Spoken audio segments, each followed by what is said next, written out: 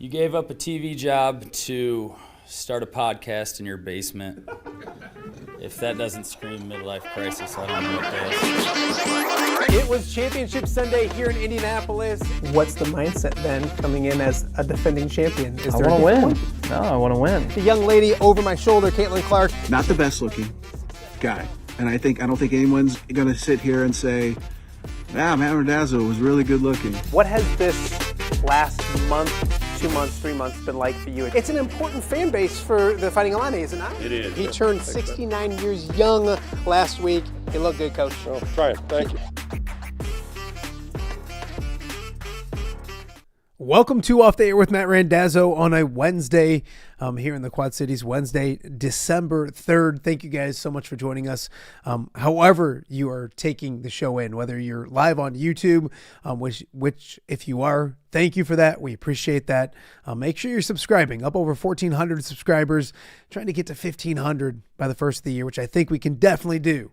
The easiest way to do that is for you guys to tell your friends about what we're doing each and every weekday here in the Quad Cities and around the Midwest area. And heck, it's a YouTube, so it's everywhere. But every weekday at 10 o'clock, Off the Air with Matt Randazzo. Tell a friend or two or 10 about the show. We'd appreciate that as well. We are live on X. X has been very good to us as well. Thousands of viewers every day on X. So we appreciate that as well. And make sure you're interactive with us. There's a chat going on YouTube that's been extremely active this week, especially X as well. Jump onto X, give us your feedback, what you like, what you don't like, questions for guests, all those kind of things, as we've got another great show coming your way once again today. We want to thank you for watching or listening, I should say, on all the podcasting platforms as well, whether it is Podbean, iHeart, Apple, Spotify, wherever you get your podcasts, head there, put it Off there with Matt Randazzo, and listen to the show. And I always suggest that as well. We have our everydayers that do that. They don't have to look at me, which is a very, very good thing when it comes to your week. You don't have to look at this. So much better that way. And also welcome to our viewers in Central Iowa. We are on every night at 7 p.m. on the WHO streaming app. So thank you for your feedback as well. You'll enjoy today's show. Plenty of Iowa content to get to, Iowa and Iowa State content to get to. So you'll enjoy today's show as well. Excuse me, a little frog in my throat, to start the day. A lot to get to on today's show, as I mentioned, coming up in a matter of moments. It is Wednesday, so we're going to talk to our Cyclone expert, Jake Brend. There's a ton to talk about when it comes to Iowa State athletics. It's a good time. The Iowa State men are ranked 10th in the country. I believe the women are ranked 10th as well. We'll confirm that with Jake. But both teams ranked in the top 10, I think, in the nation when it comes to basketball. Iowa State plays tonight. We'll preview that game. But really, everybody's looking ahead to this weekend in Purdue and then 8 days from now in Iowa. So a lot to get to with the Iowa State men. The women are on fire. Audi Crooks is amazing. They got a game coming up with Iowa women a week from today. So a lot to get to there. The football teams won 3 straight games. They're going to a bowl game. A lot to get to. Jake Brend in a matter of moments. So don't go anywhere when it comes to Cyclone athletics. Coming up later on in hour number 1, we'll talk about Iowa's loss last night on the basketball hardwood to Michigan State. It's the first loss of the Ben McCollum era. Iowa loses to Michigan State 71-52, the final score. We'll talk about what it means, what it looks like, maybe bouncing back this weekend and look ahead to Iowa State as well. Also a busy time with Iowa football, and it's National Signing Day as well. So John Bohnenkamp coming up later in hour number 1 as well to talk about that. And also it's Wednesday, which means it's our weekly Ness Guess segment. We shot it yesterday from Hungry Hobo here in Rock Island. So we're looking forward to that as well. I'm getting a little closer to Ness. So if you don't know what Ness Guess is, for 37 years here in the Quad Cities, Mark Nessler, a legendary sports writer in our area, did our Ness Guess Pick'em contest. It was in the newspaper, online. I helped him out when I was the sports director at WQAD with it. And we brought it back. It was there for 37 years. went away for like 6 or 7. Oh damn, I did that whole 6-7 thing. I didn't mean to do that, but it's back, and it's a simple pick'em contest. You win great food from Hungry Hobo, and between Ness and I, the loser will take a pie in the face at the end of the year. We used to do it for TV, and I never have beaten Ness in it, and I'm not doing it this year either. So stick and stay. You'll enjoy that segment coming up as well. A few news and notes to get to before we get to Jake Brend. As I mentioned, Iowa lost last night. Final score in that game, 71-52. 14 points from Bennett Sturts, 3 3-pointers, 4 of 10 from the field, 4 turnovers, 4 assists. Iowa really didn't have a second option when it comes to the offensive side of things, and that's something that's kind of been a concern earlier in the season. It's been different people stepping up, but consistency there is something we'll talk to with John Bohnenkamp coming up in just a little bit. Some coaching news in college football, which continues to get crazier and crazier. This just coming down this morning. It looks as if Kansas State's coach Chris Kleiman is going to step down and retire.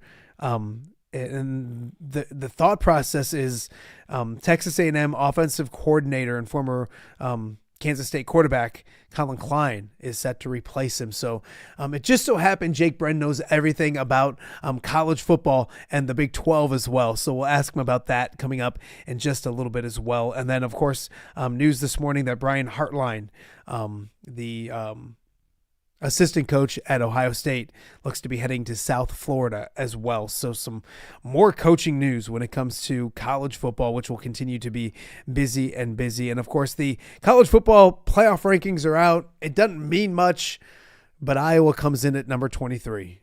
Only the top 12 get in, so still a ways away from that. But Iowa number 23 in this week's college football playoff rankings. Iowa will find out where they're heading for a bowl game this weekend. I do believe they're heading to Tampa and the ReliaQuest Bowl, which looks pretty locked in right now as well. So those are a few news and notes when it comes to the world of sports, and also high school basketball's in full swing.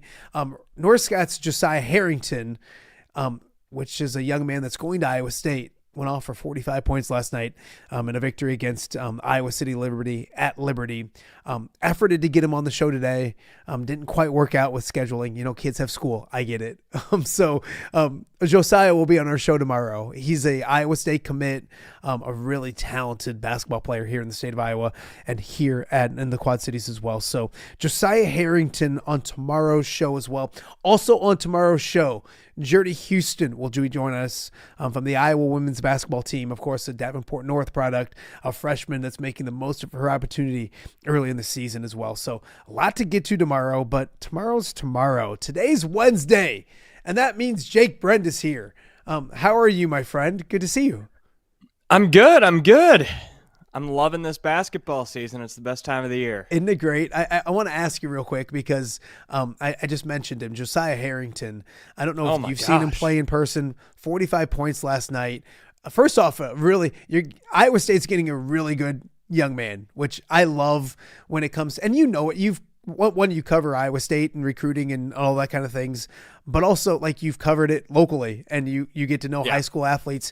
Jake, and I'm not throwing anybody under the bus, but you can tell when a young man, when you go to cover him, or young woman is a good kid, good person or not. And very, very often you don't get it's not very often, I should say, that you don't get a good person. But I think that's the fun thing, because in our area, and I'm sure it's what you kind of went through as well, you get to meet these young people and they're good.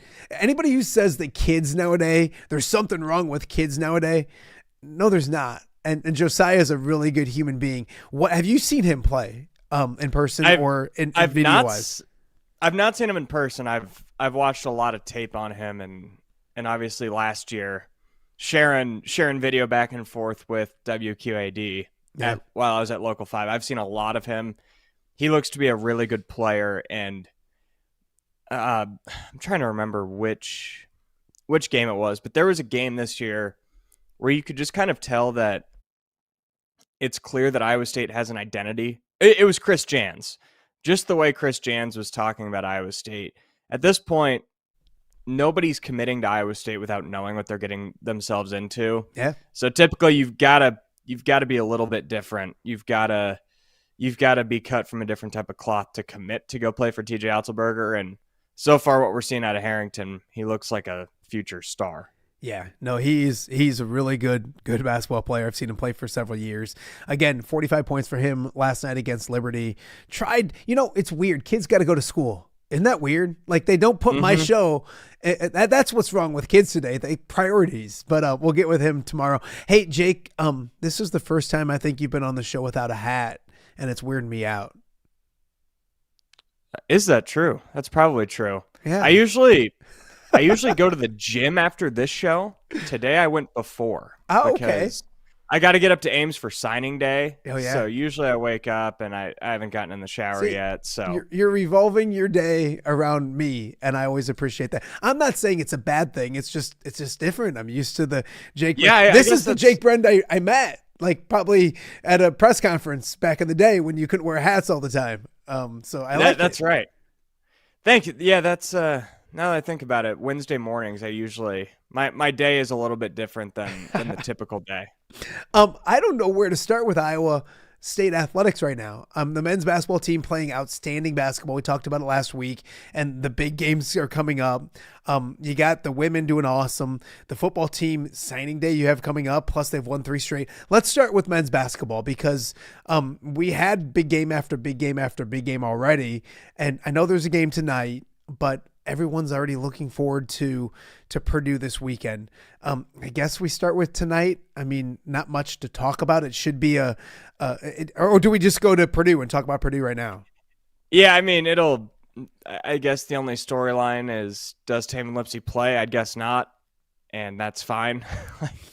He can certainly not play tonight and play Saturday. Yeah. And nothing really will change about this team. So I'm excited to be just back in Hilton Coliseum as always. It's always a privilege, but there's nothing too intriguing about the game on Wednesday. I'm super intrigued with Purdue. And I think we've talked, and I think the Big 12 does have that upper echelon that's really good. Boy, I think the Big 10's developing, and I didn't know if it was the case in the offseason, but you look at the early season for the Big 10, and they're starting to develop a Purdue, Michigan State. Illinois has gotten a signature victory over Texas Tech. They're starting to develop like that top group that's really good as well. This game against Purdue coming up this weekend is fascinating. Where do you start with that? And your first thoughts on what'll be a really good game coming up this weekend as well? Yeah, a lot of it comes down to the health of Taman Lipsey. Does he play? Is he 90%? Is he 80%? What's that number? That will obviously determine a lot when you're talking about Iowa State's best player. And you can dominate Creighton. You can dominate Syracuse without him, and that was super impressive to be able to do that. Going into Mackey Arena without your best player is a different story. And for the record, I don't know if Lipsey's going to play. It sounded like at TJ Otzelberger's Tuesday press conference that he would be, but that's just pure guessing on my end. So this matchup, if Lipsey plays, you've got 2 of the 5 best point guards in the sport going head-to-head in Taman Lipsey and Braden Smith, and you've got 2 of the best power forwards in the sport, probably 2 of the 3 best power forwards in the sport going head-to-head with Trey Kaufman-Wren and Joshua Jefferson. So that right there alone makes this matchup incredible. On top of it, it's a top 10 matchup.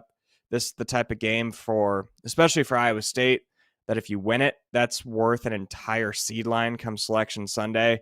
It's just a massive opportunity, and I cannot wait for it. You look at it, Jake, and you mentioned, I'm intrigued now, 2 of the top 5 point guards in college basketball. Do you have a top 5 list? I don't right now off the top of my head, but if I made a list, Lipsey and Smith would both be on it, and so would Bennett Sturts. So that right there's 3 guys within 8 hours of each other. Okay, I was just intrigued because knowing you're a dork that way, and I mean that in the nicest way possible. I could get you one. I bet I could get you one for next week, but I wouldn't want to. I wouldn't want to make one off the top of my head and leave someone obvious off. You just seem like that guy that has like a laminated list next to you, like top small forwards. And here it is. So, you look at this team too. They're playing at a high level to get through the Big 12 and what that conference is going to be like. I know obviously you want victories every time you go out, but what does it say for this team and maybe program big picture to schedule Purdue on the road and the teams they've played already this season? It gets them ready for the stretch run. And it also shows, I think, where they're at a program nationally, doesn't it? Absolutely, yeah. Scheduling a home and home with Purdue is about as good as it gets. They were in a national championship game a couple of years ago. It's one of the premier Midwest basketball brands. And to be able to go experience that atmosphere at Mackey Arena on Saturday and then have Purdue return the favor and come to Hilton Coliseum next year, that's pretty awesome. And the good news is when you play these types of games, especially on the road, it's mostly a win-win. Like, short of getting blown out by 20, which I don't expect to happen whatsoever on Saturday, if you hang tight, you don't get punished. In fact, you sometimes get rewarded by that. And it's a test because I think Iowa State has a goal this year of making the Elite Eight, making the Final Four. You're going to have to win games like this to do that. They've also got goals of winning a Big 12 regular season championship, which hasn't happened in 25 years.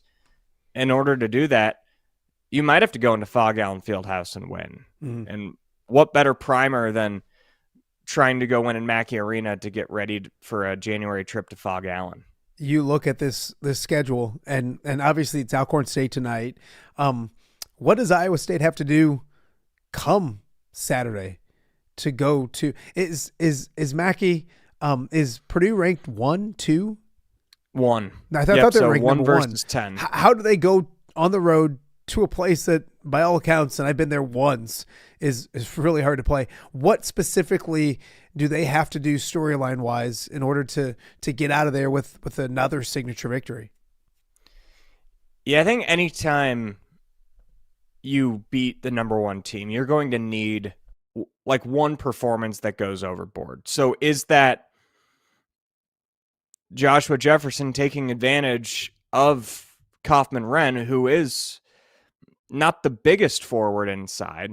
Is it Milan Momcilovic, who will most likely be guarded by Fletcher Lawyer or CJ Cox, those guys are both guards. Milan's got a 5-6 inch advantage on him.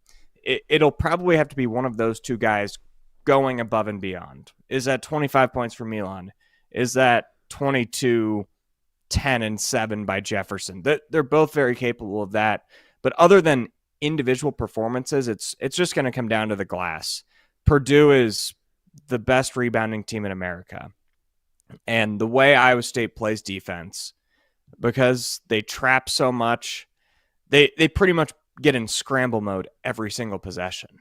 So when you're scrambling, that leaves guys not boxed out, and you just got to go find somebody immediately. And that's going to be tough. I think Blake Buchanan and Jefferson are probably having that nailed into them all week at practice, that it's going to be on them to not win the rebounding battle. I don't think that's going to happen when you're playing a team like Purdue, but you got to limit it. You can't have it be an overwhelming loss in that battle, or else Iowa State could lose, because that could really take away what Iowa State does well if they're not able to end possessions after missed shots. Jake Brend joining us right now and Off There with Matt Randazzo. You look at it, and you mentioned Purdue's the best rebounding team in the country. That should make Iowa fans worry a little bit, because I think that was glaring last night at Michigan State as well.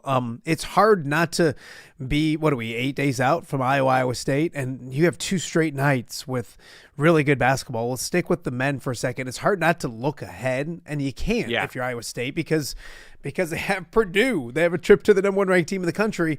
And then also, Iowa has Maryland coming up this weekend in a big home game to see if they can get back on track. But with that being said, we can do what we want because we're the media and we do those kind of things. That's right. Have you looked even ahead to that a little bit when it comes to what that matchup is going to look like? Absolutely. I think it's hard not to, especially when the last couple of weeks Iowa had been rolling, and I know most of those players. Like I covered those guys extremely closely at Drake, so I could kind of see how things were going to match up. And I still think it's going to be a good matchup. I think things are always a little bit in the middle. Like that loss to Michigan State was ugly. I kind of expected it. Maybe not to be that ugly, but the way Michigan State plays, they're so big, they're so physical. And let's be real, that was Bennett Sturts and all those Drake guys. That was their first game in a road arena that was bigger than the McLeod Center. Yeah. Like that's a big step. And Hilton Coliseum is going to be a big step too, because I've never been to East Lansing, but I would imagine Hilton gets a little bit louder than that. So that will be a test, especially in a rivalry game. But Iowa's got Bennett Sturts, and he's not going to miss as many shots as he did against Michigan State in every game. So I think it'll be a pretty good game. Yeah, I think Iowa needed I think they hoped that Ole Miss was like the test to get them ready for things. And I think if you're looking at Ole Miss right now, they're not. I mean, they're not playing good basketball at all. Losing to the worst team in the Big 12 is not like, I don't think Utah's going to win more than 2 or 3 games this year in the conference. So that I thought Ole Miss was good too, but it has not aged well. And I think they lost last night to Miami, Florida. I saw that, yeah. Yeah, so, I mean, with that being said, I think I think it was a good thing that Iowa got on the road and experienced that last night. I will say this, and you're right, I've never been to the Breslin Center, and I think it's a crazy environment, but I have been to Hilton Coliseum for this game, and there's one thing about being loud, and there's another thing about being rowdy, and I don't mean that in a nasty way. Iowa State fans are fine. I'm not saying like they're, but you know what I mean? It's just a different loud because it's Iowa and Iowa State. Does it make sense? Oh yeah, and I just think the way that Hilton's built, it's built of straight concrete. It's naturally louder. It's just science, and especially when that place is on fire, it's a really tough atmosphere. Like it can get loud for Elkhorn State, even if there's 9,000 people there, because just the way the infrastructure is built, it's not like the fans are on fire. It's just if there's a cool dunk, it's going to get pretty loud in there. When it's packed to the gills and you've got 14,500 people in there and they all hate Iowa more than anything, it goes to another level during that game, the Kansas game. Anytime you've got like a top 10 team in that building. It's a concrete building. It's science. Jake Brend is getting scientific on us here on Off Day with Matt Randazzo. I love that. That's your one science dude. I hate factoid for the year. I hate I was science. terrible at it. I mean, any other subject, science was not my thing. Let's talk about the ladies, because I think for Iowa, if they somehow go to Hilton and get split next week, it'd be you take it and run. It's an intriguing matchup as well. Is the better matchup the Wednesday game when it comes to that? Isn't that a better game? Yeah, I would say so, just because, not to talk too much about the men's matchup, but when I look at it more, the best matchup possible for Iowa State men is when another team has like a clear number one option. They're pretty good about taking out a number one option and letting someone else beat them. So the more I think about it, that game isn't maybe as great of a matchup as I thought, but the women's game is incredible. You're going to have number 10 versus number 11 or 12, most likely, assuming both teams take care of business leading up to that game. Both teams' best players are forwards. Audi Crooks. Is it Ava Hayden? Ada Hayden? Hayden. Well, so it's a really good matchup. You've got the Jada Williams. I muted myself. It's Ava. Oh, you're good. Sorry. Ava Hayden. You've got the aspect of Jada Williams, who was deciding between Iowa and Iowa State. She took a bit of a pay cut to go to Ames, and she's been an absolute game changer so far for Bill Fenley's team. Iowa has owned this matchup for the most part, the better part of the last decade. Like, Iowa State's going to be hungry to get this. You've got a couple in-state players in the game. I'm ready to go.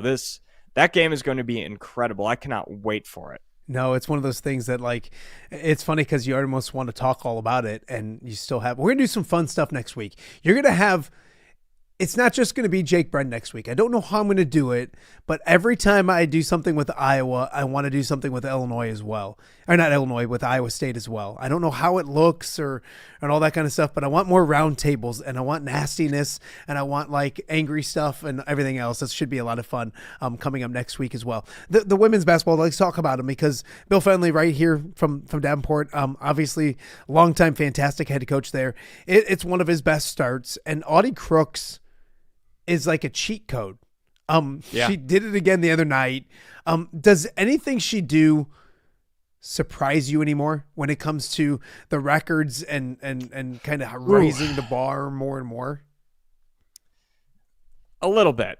So funny story. I don't think I realized that she scored 47 until 2 hours after the game on Sunday ended, because I was at Cyhawk Wrestling. So I was in the zone churning out content from that big day, and I saw just an alert that Iowa State put up 107. Like, wow, that's a game. And then I open and Audi had 47. And I will say that surprised me a little bit. When she scored 43 in 19 minutes a couple weeks ago against, I believe it was Valparaiso, it looked like she was back at Bishop Garrigan playing in high school. The mismatch, the size advantage that she had on everybody on Valpo, the strength advantage, like it just wasn't a fair fight. To be able to do that against Indiana. Yes. Who, Sweet 16 a couple of years ago, perennial tournament team, top half of the Big Ten year in, year out. That was extremely impressive. And right now, she's making a National Player of the Year campaign, leading the country in scoring, leading the country in field goal percentage. Like those two stats right there. And she's leading one of the best offenses in America that just put 107 points up on a Big Ten team in regulation. What's the expectations for this team right now? Is this one of Bill Fenley's best teams that he's had in Ames? And that's saying something too. Yeah, I think it's his best team since the Lacey years, way back when they were going to the Elite Eights 20 years ago. I think that has to be the expectation. It's been so long since Iowa State's gotten past the Sweet 16, and there's certainly been teams with Bridget Carlton, with Ashley Jones, that probably should have gotten to that point. And the year Caitlin Clark and Iowa got upset at home to Creighton, all Iowa State had to do was beat a 10 seed to get to the Elite Eight, and they got upset too. I think this is kind of an Elite Eight or bust type team. And that might not be fair for me to say on the outside, but I think the Iowa State women's basketball fan base has been longing for that. And what I've seen from them so far against inferior opponents, against Marquette, against Indiana, they look like they've got all the pieces to make a deep tournament run and maybe be the best team in the country outside of that UConn, South Carolina powerhouse tier. Yeah. Be in that tier too. You look at it, Jake, and I think it's awesome for college basketball. What I already want to, we'll wait for next week, but I want to break this matchup down. I want to talk about the Hayden versus the Crooks and the Chit Chat Wright versus, Jada Williams, all the kind of things. I mean, but it shows where women's basketball is right now, where I think the most intriguing matchup next week is the women. It's not like the appetizer before the main course. It's just as much of a main course as well. We'll get off of basketball. Let's sneak wrestling in here because you mentioned it. Yeah. Iowa State, and it was funny. I was going to have Tanner from the Hawkeye Report on Monday. I figured probably not the best time to do that. And I almost called you on Monday and said, hey, you want to hop on real quick just to talk about, that's a big deal to beat Iowa for the first time in 20 years and the way they did it. And you were there. Just your thoughts on what happened on Sunday at Hilton Coliseum. Yeah, I think it means more for Iowa State than it says anything about Iowa. Like, it's been 20 years. Eventually it had to happen. And I think in order to get wrestling for the Iowa State fan base back to the level it was from a passion standpoint in the Sanderson years, and of course, way back in the glory days in the 80s and 90s, Dresser just had to beat Iowa. Like, in order to get to the casual fan, in order to get to the Iowa State athletics fan, that needed to happen. So that's a massive, massive deal. And it sets up an exciting season because I think everyone came into this year looking at what Iowa State had coming back, what they had coming in, that they were going to be a really good team. And I don't think there's any national title contenders in the country outside of Penn State, but you beat Iowa, and that automatically puts you in contention to go at least finish top 2 or top 3 and get to be one of those teams that at least can say that they made it that far, even if nobody's going to dethrone Penn State. Like, it's just not going to happen. But a Big 12 championship is certainly on the table. A top 2 finish, a couple individual championships is on the table. It's an exciting time for Iowa State wrestling. Yeah, no, it was the story heard around the state on Sunday, that's for sure. And it's a big deal when my phone's blowing up on a Sunday during NFL with a bunch of people talking about college wrestling. That was cool as well. You mentioned you got to get up to Ames for signing day stuff. I want to talk some football before I let you go. You want to talk signing day first? You want to talk the fact that they've won 3 straight games and they're 8-4, and the best case scenario that we talked about 3 weeks ago came to fruition? Where do you want to start? Oh, I suppose we can start with what's fresh, and that's probably signing day. It's a big day. Yeah.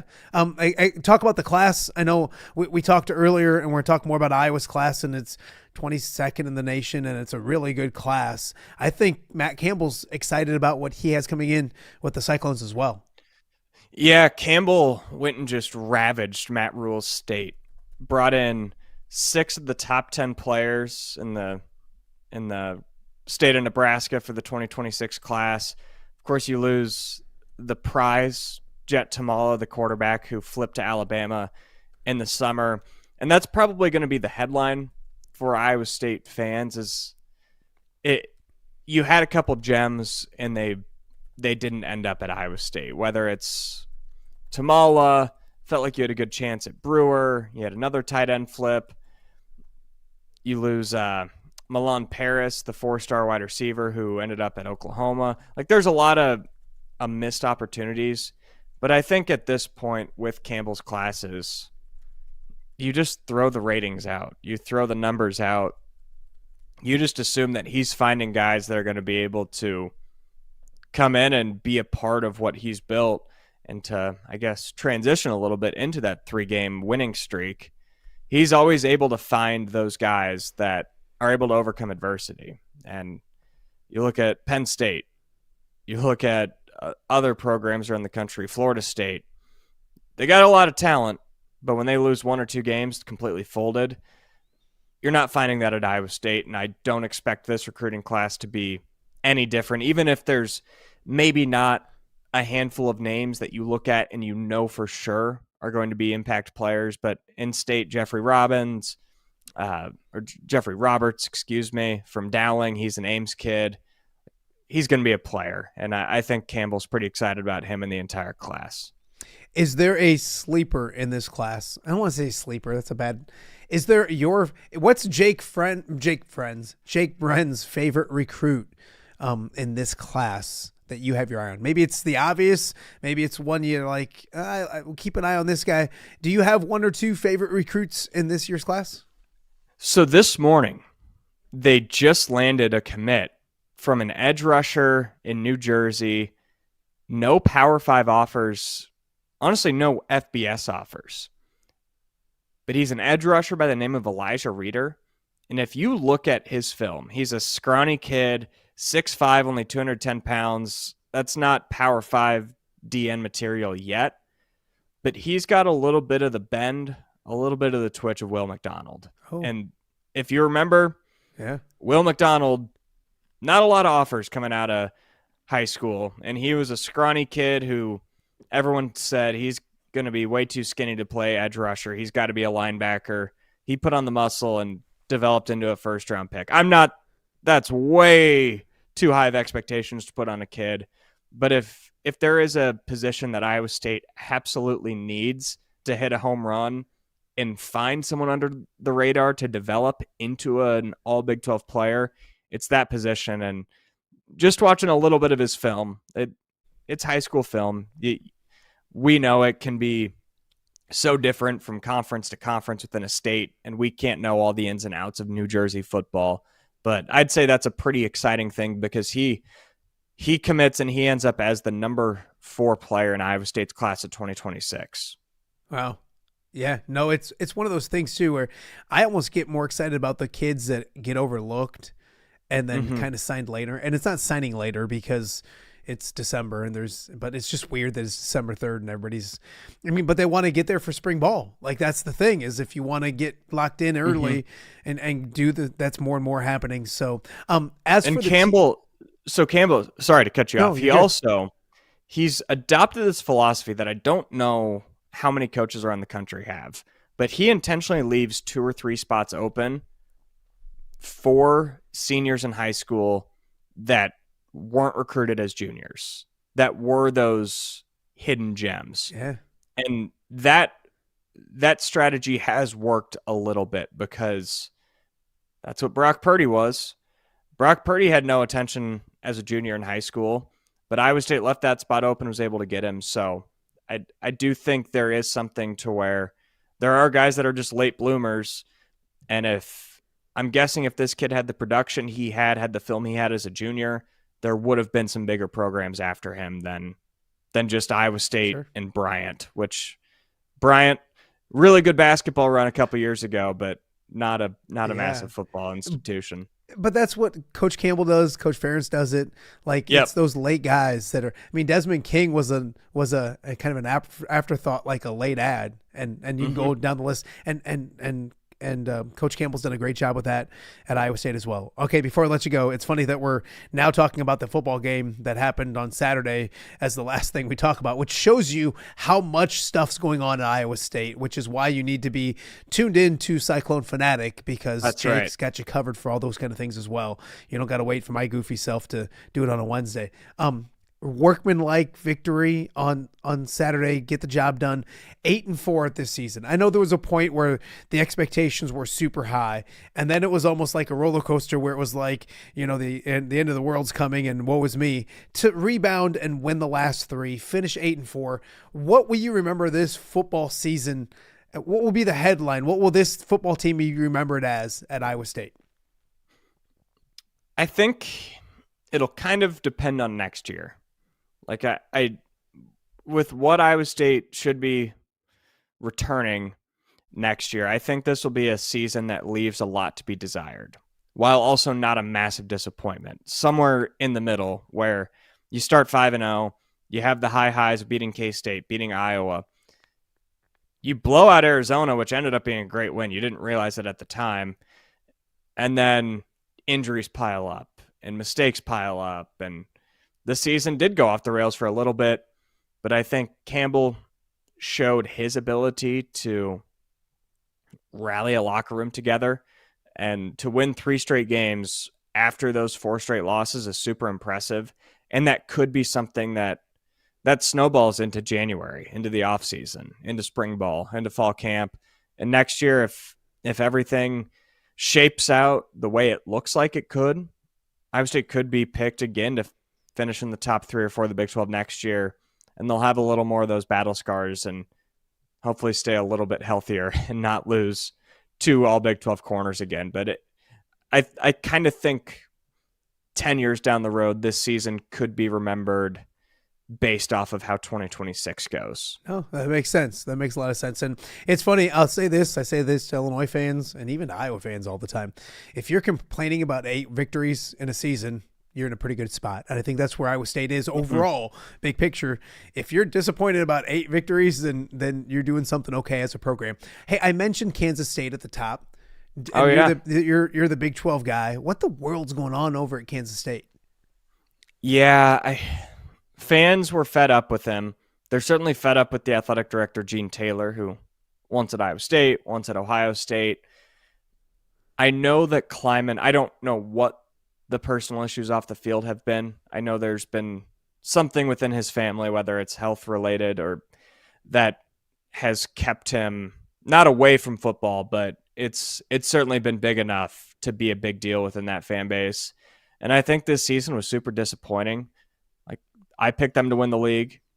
The coaches picked them to win the league, and they had to fight and crawl to get to 6 wins. I think it's probably ready for a change, and I don't know how mutual this is. I would imagine there's at least a hint of it.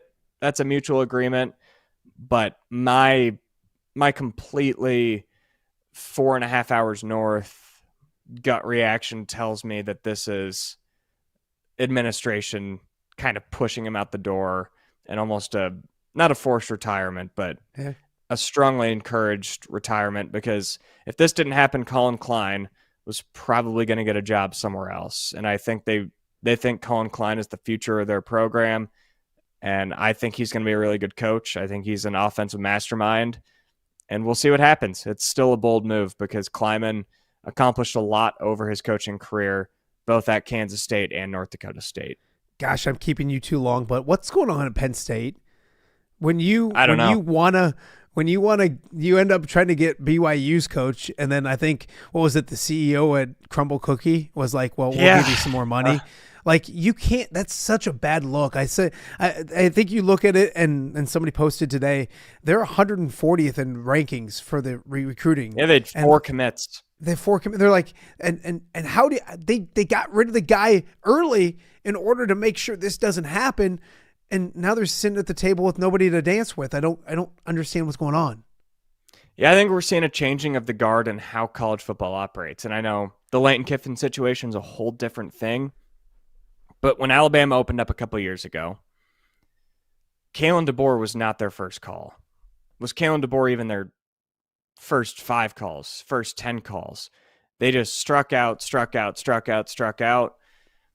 Penn State goes to a college football semifinal last year. They were 1 play away from playing for the national championship, and they fire their guy in October. Maybe, just maybe, coaches around the country aren't wanting to sign up for that type of pressure, that type of expectations, regardless of resources. But you saw it with Kurt Signetti. Anybody can have resources now. Yeah. You can win at Indiana just as easy as Penn State. And I just think Penn State's learning the hard way that maybe they bit the bullet way too soon, and they're probably going to be hiring a coach that is going to be less successful than James Franklin, and they very well could become the Nebraska of the I don't know, what are they, the super west part of the East Coast, or are they the super east part of the Midwest? Whatever region of the country they're in, they might be the next Nebraska up there. I was just going to say there's no fan base that's more delusional than Nebraska football fans. But Penn State's getting there when they think they're not what they think they are. It's a good program, obviously, but it's not what they think they are. Okay, I've kept you too long. Get to work, do your important stuff. Cyclone Fanatic, Iowa everywhere. Bigger than 12. Did I get them right? That's all right. Yep, bigger than 12. We will react to the Big 12 Championship Saturday, all the bowl destinations, the college football playoff, all that good stuff. And then, Kansas State too. We'll talk a lot about Chris Kleiman and what that means. But Cyclone Fanatic, check out all of our work, and Iowa everywhere, all in one spot over there on YouTube. Jake, I appreciate you. Get ready for Cy-Hawk Week next week. We'll have some fun. Awesome. Thanks a lot, Dazzo. All right, buddy. That is Jake Brend. Follow him on social media. Get to Cyclone Fanatic. I have Iowa State fans tell me all the time, like, we really love Jake Brend when he comes on the show. And I'm like, yeah, I get it. But you, and thank you for watching, but you can check out that content all the time. Cyclone Fanatic, follow them on social media, all those kind of things. A lot of great Iowa State fans in the eastern side of the state. And of course, obviously this show being shown all over the place. So always appreciate Jake. And next week, man, I could do that. I've already, Nicholas Bayer's going to be on next week to talk about the game. Jess Settles, I'm going to try to get him on. You got your normal knuckleheads like Tom Kakert and Jake Brend and everyone in between. I can't wait for next week. Cy-Hawk Week is going to be a bunch of fun, and we'll have a lot of coverage for you right here on OTA. Coming up after the break, we'll talk Hawkeyes. Our good friend John Bohnenkamp will join us to talk about their first loss of the season, men's basketball-wise. We'll talk a little women's basketball, football, everything else. It's a fun Wednesday right here on OTA. We got a lot more to get to. We'll be right back right after this. All right, be honest. Are you craving Hungry Hobo again?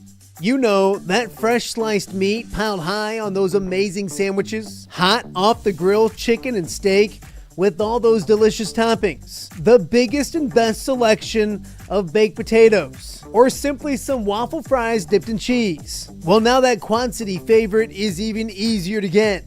Download the Hungry Hobo app today. Order ahead, skip the line, and earn rewards all at the same time. There's Double Points Monday and exclusive specials as well. With 12 locations in the Quad City area, it's Hungry Hobo. Now even easier to find, but still hard to resist. Rafferty Funeral Home, dedicated to serving families in the Quad Cities since 2007. Hi, welcome. Yeah, come on in. An experienced staff plans each service to reflect the unique life and legacy of your loved one. Rafferty Funeral Home is proud to serve our community with dignity, respect, and compassion, helping you to celebrate your traditions and lasting memories no matter your faith, culture, or budget. Rafferty Funeral Home in Moline. Call today to discuss prearrangements.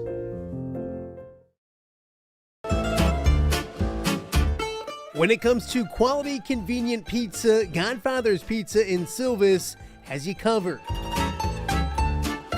Featuring a beautiful dine-in area, delivery, and a carry-out window. Godfather's Pizza is that pizza you grew up with, not a convenience store. You see, at Godfather's Pizza, the dough is made fresh daily. That mozzarella cheese is shredded fresh and never frozen. And those toppings are abundantly piled high each and every time. Locally owned and operated since 2010, Godfather's is a huge supporter of local athletes right here in the Quad Cities. So come on by and check them out at 1211 Avenue of the Cities in Silvis. Order online at godfathers.com and reunite with that same delicious pizza you grew up with.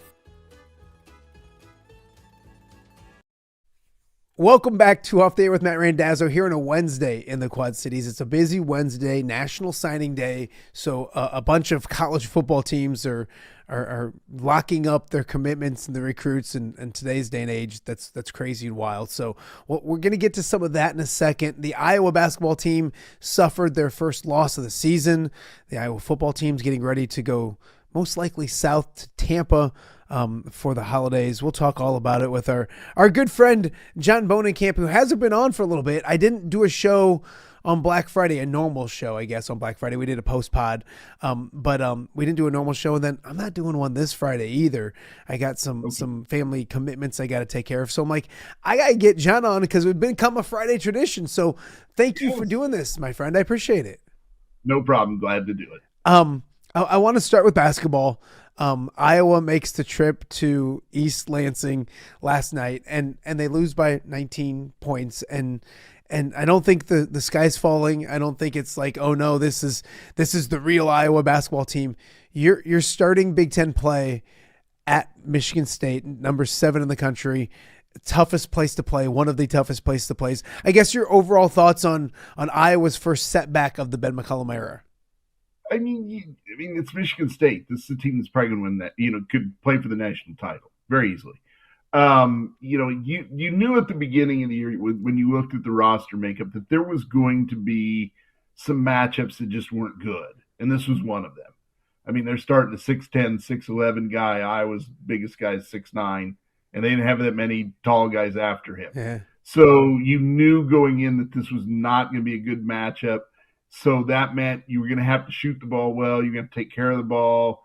You're going to have to do some things, and they didn't do that last night. And so these games happen. These games were bound to happen with any team. They're bound to happen with a first-year team that is still trying to figure out a few things here and there. And it is December. What is it, December 3rd? So I didn't. You just kind of look at it, and you look at the box score, and you look at the stats, and then you say, okay, they play Maryland on Saturday. That's how you have to approach it. You can't look at it as, oh my God, the sky is falling, because you knew at the beginning of the year these kind of games, Michigan State, Purdue, I think Illinois will be this way when they play them, and maybe there's in Michigan too, that were going to be bad matchups, and so that's what it was last night. It was a bad matchup. And they didn't do what you need to do when it's a bad matchup. Yeah, it's a bad matchup and a really tough place to play. All of those kind of things as well. When you look at, and obviously Ben McCollum wins a lot of basketball games, but he's not going to win every game. So I don't think it's anything with the sky falling. But you did mention like the things we worried about when it comes to Iowa basketball this year, when it comes to size and physicality, maybe was highlighted last night, was it not? When you look at, you mentioned I think they started two guys that were 6'10" or higher, or 6'9" or high or taller. Just maybe the things that you worry about, maybe a second scorer when it comes to who's going to be Robin to your Batman and Bennett Sturts, or those kind of things in a game like that kind of take center stage when it comes to things they need to get better on throughout the season. Am I right? Yeah, and I mean, that's you learn from that. Now, I mean, because as a coach, you can say all this stuff. Hey, we need to find a second score. We need to, but the guys don't listen to that until it happens to them.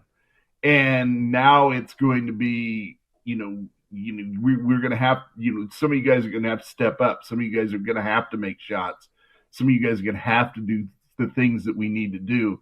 I had a high school coach last night say that to me about his team. He had a kid score 18 and one other guy in double figures. Nobody else scored. And he's like, hey, I told these guys, you guys are going to need to score. So if you're doing that at the high school level, that discussion was held last night, from Ben McCollum. And it is the truth. You've got to find the second score. The rebound numbers, when I looked at the box score and I saw that, I was like, wow, I didn't think it was going to be that bad. Yeah. So again, this is you go through this tape and you look at it and you say to these guys, this is what we need to do in these games. And we didn't do it last night. We got to do it the next time around. So again, there were going to be lessons like this. You always knew there was going to be a clunker. And, they've had some games where they haven't played well, but they've survived. Last night, they didn't survive. Yeah, you look at that Grand Canyon game, and there was a while where you're like, is Iowa going to win just because they had that offensive drought where they couldn't score. Now, their defense is really good, and people are bought in on that end. But you needed – and Isaiah Howard got hot, and Iowa won that basketball game going away.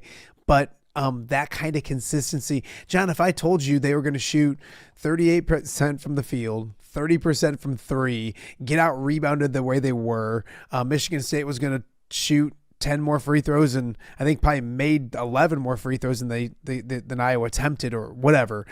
That's the recipe for a 20, 30 point loss. I don't think in order for them to win last night, they were going to have to play, they're going to have to play a really good basketball. And I think from their account, they didn't do that. That's the first Big Ten environment for all of those guys. I racked my brain, and Cooper Koch, I don't think played in a Big Ten environment last year with Iowa. And then those other guys came from the D2 level or Drake and moving up. You got Alvaro Figueres who played at the lower level or the mid-major level. That has to have a difference too. You're going to have to get used to playing. That's the biggest stages you're going to play in the Big Ten, isn't it? Yeah, I mean, you look at that, and it was Ben McCollum said that on Monday. You look at the atmospheres around the Big Ten. You look at Michigan State. You look at Purdue. You look at Illinois. These are and these are the kind of gyms that arenas that you have to learn how to play in, and you have to learn how to survive in them because they are hothouses. They are it's places that you really have to be focused. And the one thing you can't do in a game like that last night is what they did was they let them get hot. And then all of a sudden that energy just feeds. And so now you learn from that. And, I saw some things last night on social media. I tried to avoid it, during the game because I thought there's a meltdown out there. I know how these people are. And then I did see somebody made some comment about, well, it looks like Drake's gonna have problems. You're making fun of their roster, And it was an Iowa fan, and you're like, come on, this is one game in 8 games into this guy's career. You knew what this team was going to be at the beginning of the year. You knew that there were the possibility of games like that. Just take it and move on. That's what you have to do. Yeah, I want to talk to you about moving on because while you looked at Michigan State on the road, and I think I said with Chad Lystico yesterday, like if they could lose, they could get blown out, and I don't think it's the end of the world. I think going home against a Maryland team that's got a new coach and Buzz Williams, and they have talent. Don't get me wrong; he did a good job of shopping at the transfer portal like everybody else does, but they have a 6-3 record. They got hammered by Gonzaga by about 40. They lost to Alabama by 35. Two really good basketball teams. Right. They lost to someone else as well. I can't think of what it was. They did beat Marquette. Marquette's down this year. It's kind of like maybe kind of similar to Xavier when it comes to Iowa winning against Xavier. With that all being said, Maryland looks like a game at home that Iowa needs to go win on Saturday. It's not a must win, or I don't want to get anything scared away. But I feel like in this stretch that they have, where they got Iowa State looming next week on Thursday, 8 days from today, I feel like Saturday, 3:00 at Carver Hawkeye Arena, I sure hope people show up because it's a winnable game, and I think a tone-setting game for the Iowa basketball team. This is always a bad stretch for them because, like you said, it's always the two Big Ten games that everybody plays in December, surrounded with the Iowa State game. And so this is always like a key stretch. And I mean, I've seen, I mentioned this last time I was on, a couple of years ago. You think back to that stretch when they got, beat by 20 at Purdue, they got beat by 20 at Iowa State, and they get beat by 20 at home against a Michigan team that became really bad. But they still survived and were still in the mix for an NCAA tournament bid at the end of the year. You don't want to go 0-2 in the Big Ten. Not a lot of teams go 2-0 in this early, in these early games. So if you win on Saturday, you're 1-1 in the Big Ten. You don't have to think about the Big Ten till the end of the month. And then you can kind of look ahead at what you've got coming up and how you can get better and that sort of thing. So I do think it's an important game for them. I don't think you want to lose it. Let's put it that way. So I think you want to win it, get to 1-1 in the league, and then worry about the league in a few weeks. Yeah, you looked at this 5-game stretch, and there's two very winnable games after Iowa State, and you just felt like going 3-5 would be good. And obviously they got to get now either Maryland or Iowa State. Obviously Iowa fans hope they get both, and Iowa hopes they get both. But that Iowa State game, I don't want to get too far ahead of things, but that Iowa State game, they're playing really good basketball. Hilton is Hilton. Right. But Iowa, I think, is a good basketball team. Looking ahead 8 days, I know there's a Maryland game to be played. Do you have first thoughts on that Cyhawk game next week in Ames? I mean, I don't want to say it's necessarily as bad of a matchup as Michigan State, but I think maybe they do match up a little bit better with them. And now you've played in tough environments, and now you know what you're going to be seeing here in a week. I give them a better chance next week than I did last night. But again, that's why I think Saturday is so important. So you get a win, feel better about yourself, go over there, win or lose. You're going to learn a lot from it for what you got to do, when Big Ten play gets going again. This is, it's a stretch where you knew you were going to learn some lessons, and it's just what you get out of those lessons, and can you get a win or two in this little stretch?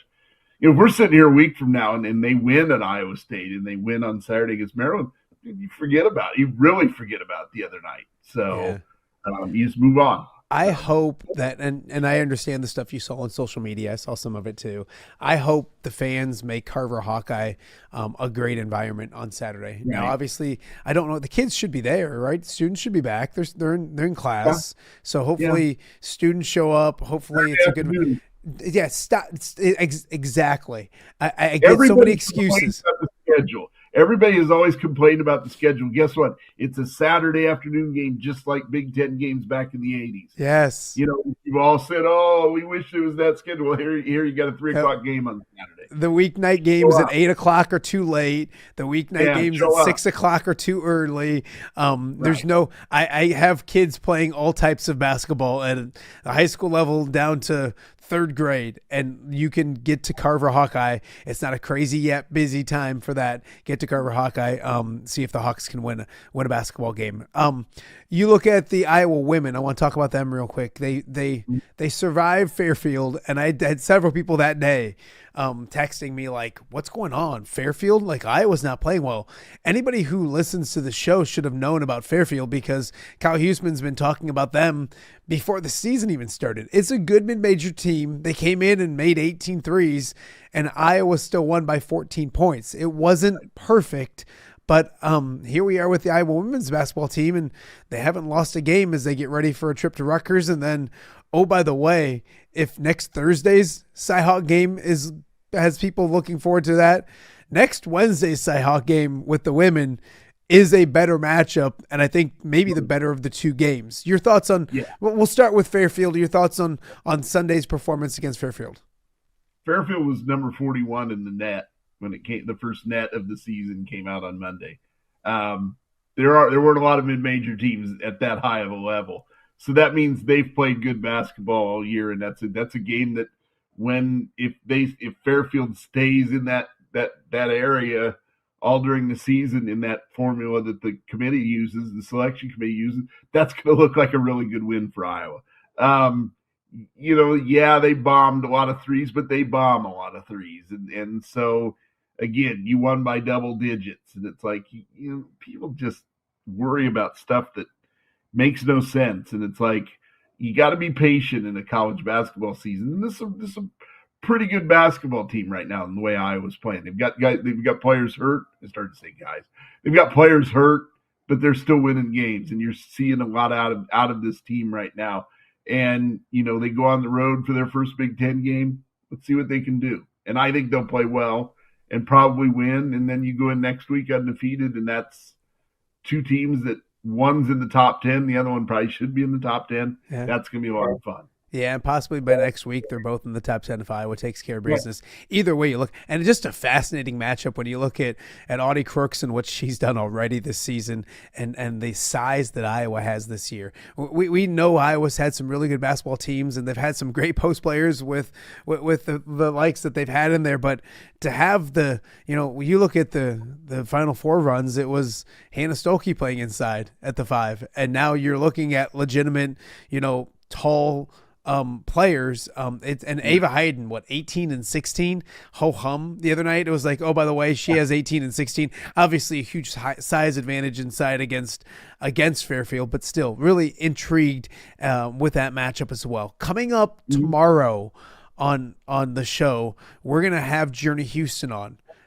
Former Davenport North standout freshman at Iowa, playing some really good basketball. So to kind of preview that interview tomorrow, John, we've had all these freshmen come in, and it was Addie Deal's the real deal, and Lila Hayes looked great. And I'm not saying they haven't looked the part, and the new faces with the transfers, and Journey Houston was kind of an afterthought to start the season.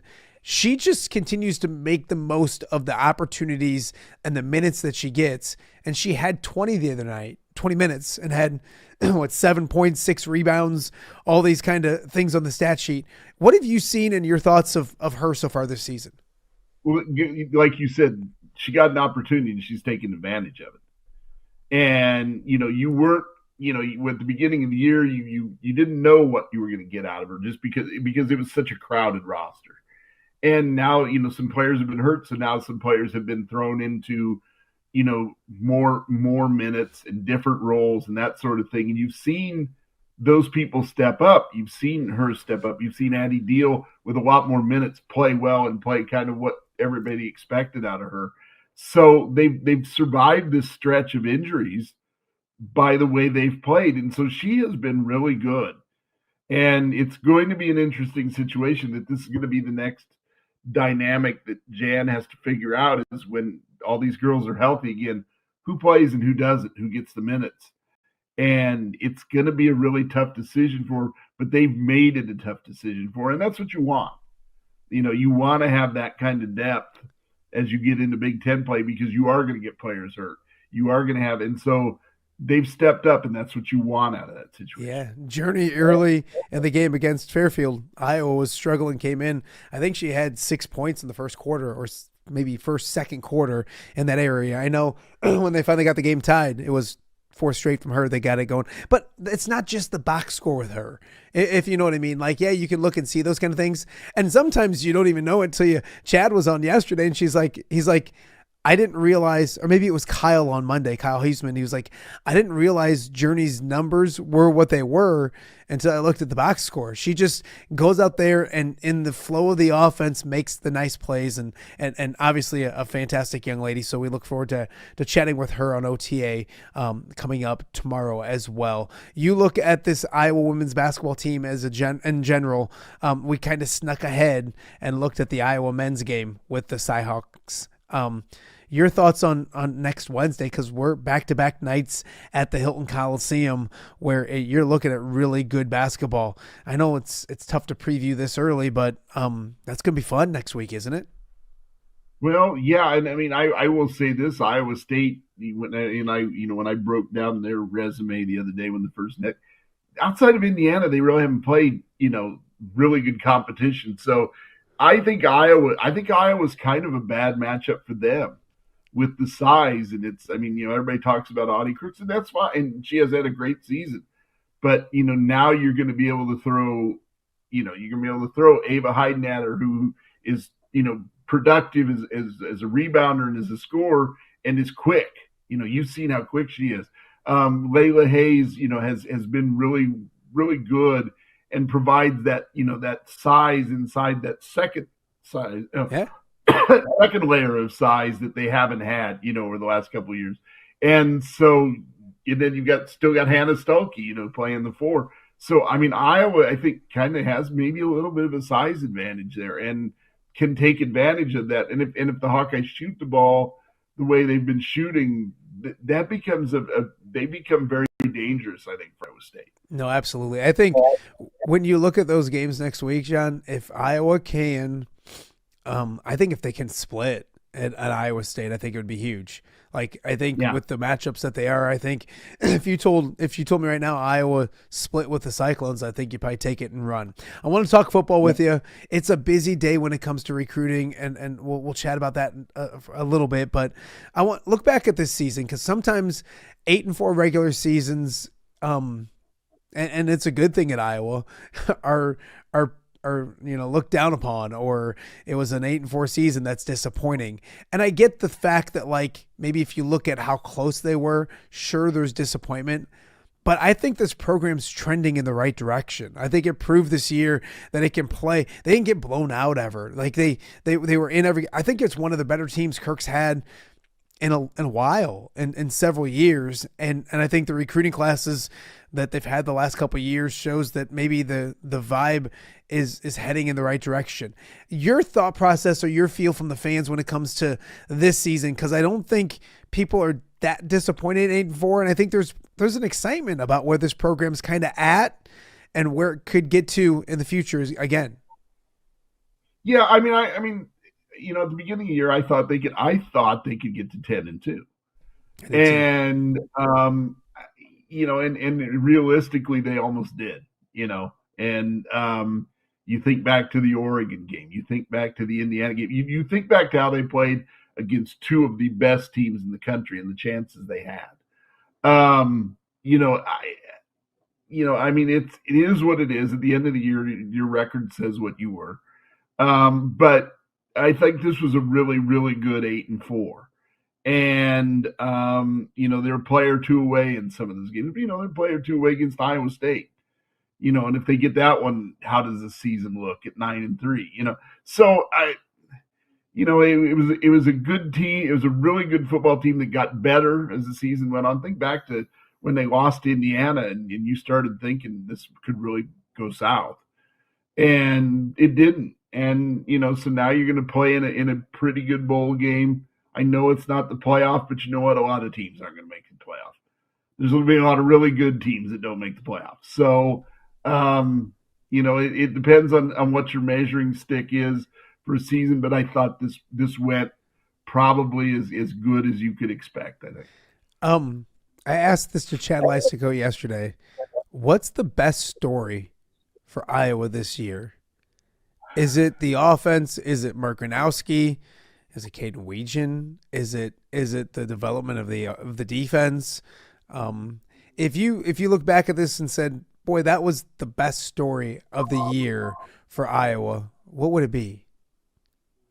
That's a good question. I would say that's why I'm the best in the business. That's right. But I think you can look at all that. I mean, I thought they were much better offensively. I thought Mark Gronowski had a pretty good season. I know, Iowa fans make me laugh sometimes because all they've ever screamed about is having a dual threat quarterback.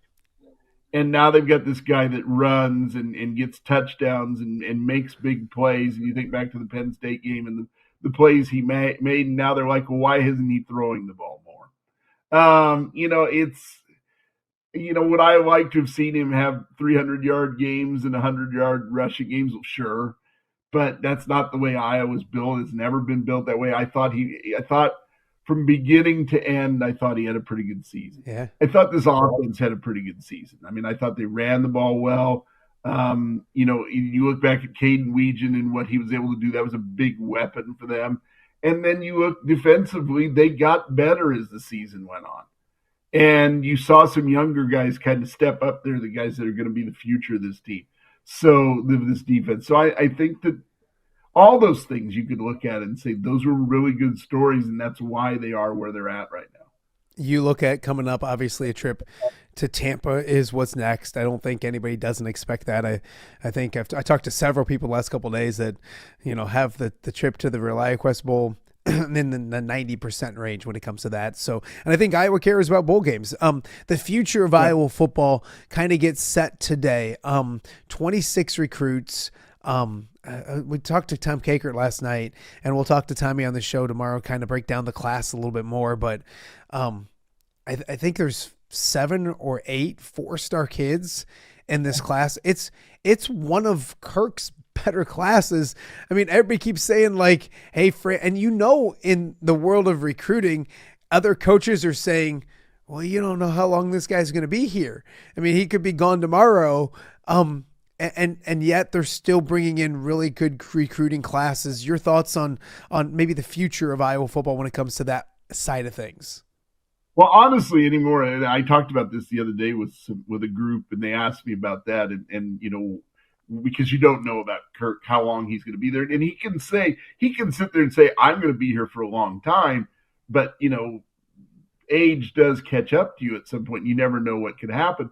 But at the same time, it's also easier for guys to leave if something does happen. So I don't think it becomes that much of a factor anymore. But what you had is a class that I think says that they think this is a really good program.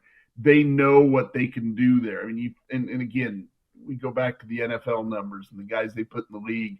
You're always going to have a winning team. You're always going to be in big games, and you're going to play big games and win big games. And I think that resonates. I mean, because there are some coaches right now that I don't think resonate with high school kids because they go so deep in the portal. Kirk doesn't do that. Kirk, by he's saying to these kids, look, you're going to come here and you're going to play. You may have to wait a year, but you're going to play. And rather than we're going to bring somebody else in ahead of you.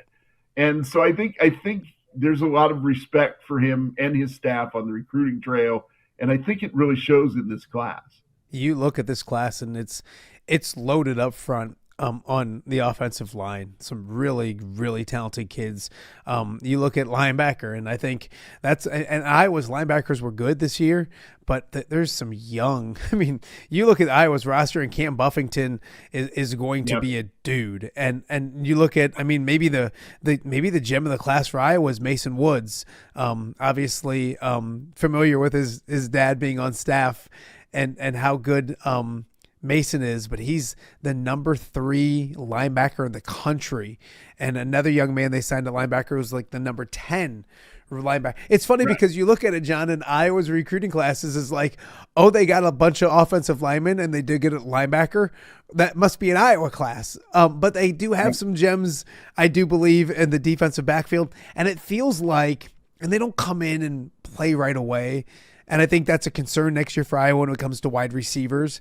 But they do have some talented wide receivers in this class as well. So for the most part, like I said, I think they're ranked 22nd in the nation when it comes to recruiting classes. A really good recruiting class for the University of Iowa. And you know, it's in today's day and age of college football, it kind of is nice to have a day like today. And if you just go to social media, you see kids, there hasn't been a big, oh no, Iowa lost this kid, or somebody came in and it just seems old school. I mean, hey, real quick, is it weird that it's December 3rd and we're already locking up? Like, it used to be February when we did all this kind of stuff? Right. It's so funny that when I heard the complaining when they were talking about the Lane Kiffin stuff about the college football calendar, and it's like, you know, people don't realize that you know, the second semester always starts mid-January. And, you know, some of these kids that they're going to sign, I don't know what the number is, but some of them may early enroll and they're here in the spring. Oh, yeah. And it's like, everybody complains about college football, the calendar, but it's like, well, the academic calendar makes it, you know. And it was funny because I think I saw somebody actually suggest that schools should adjust their academic calendar for football. And I'm like, okay.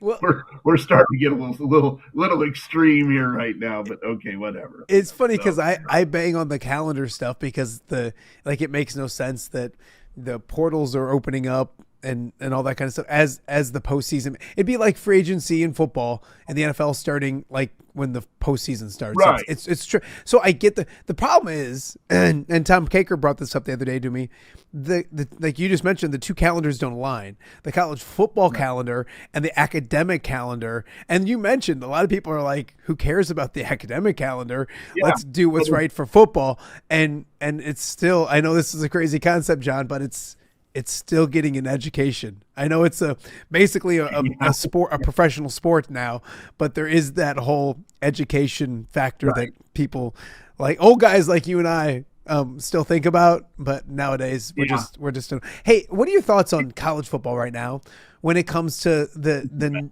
let's start in the SEC. Like it's like a soap opera with Lane Kiffin, and he leaves, and good on the Mississippi athletic director saying, "Get out of here." Now his OC Charlie Weiss is going back to Mississippi to coach in the bowl game, which I guess you need coaches because you didn't have any.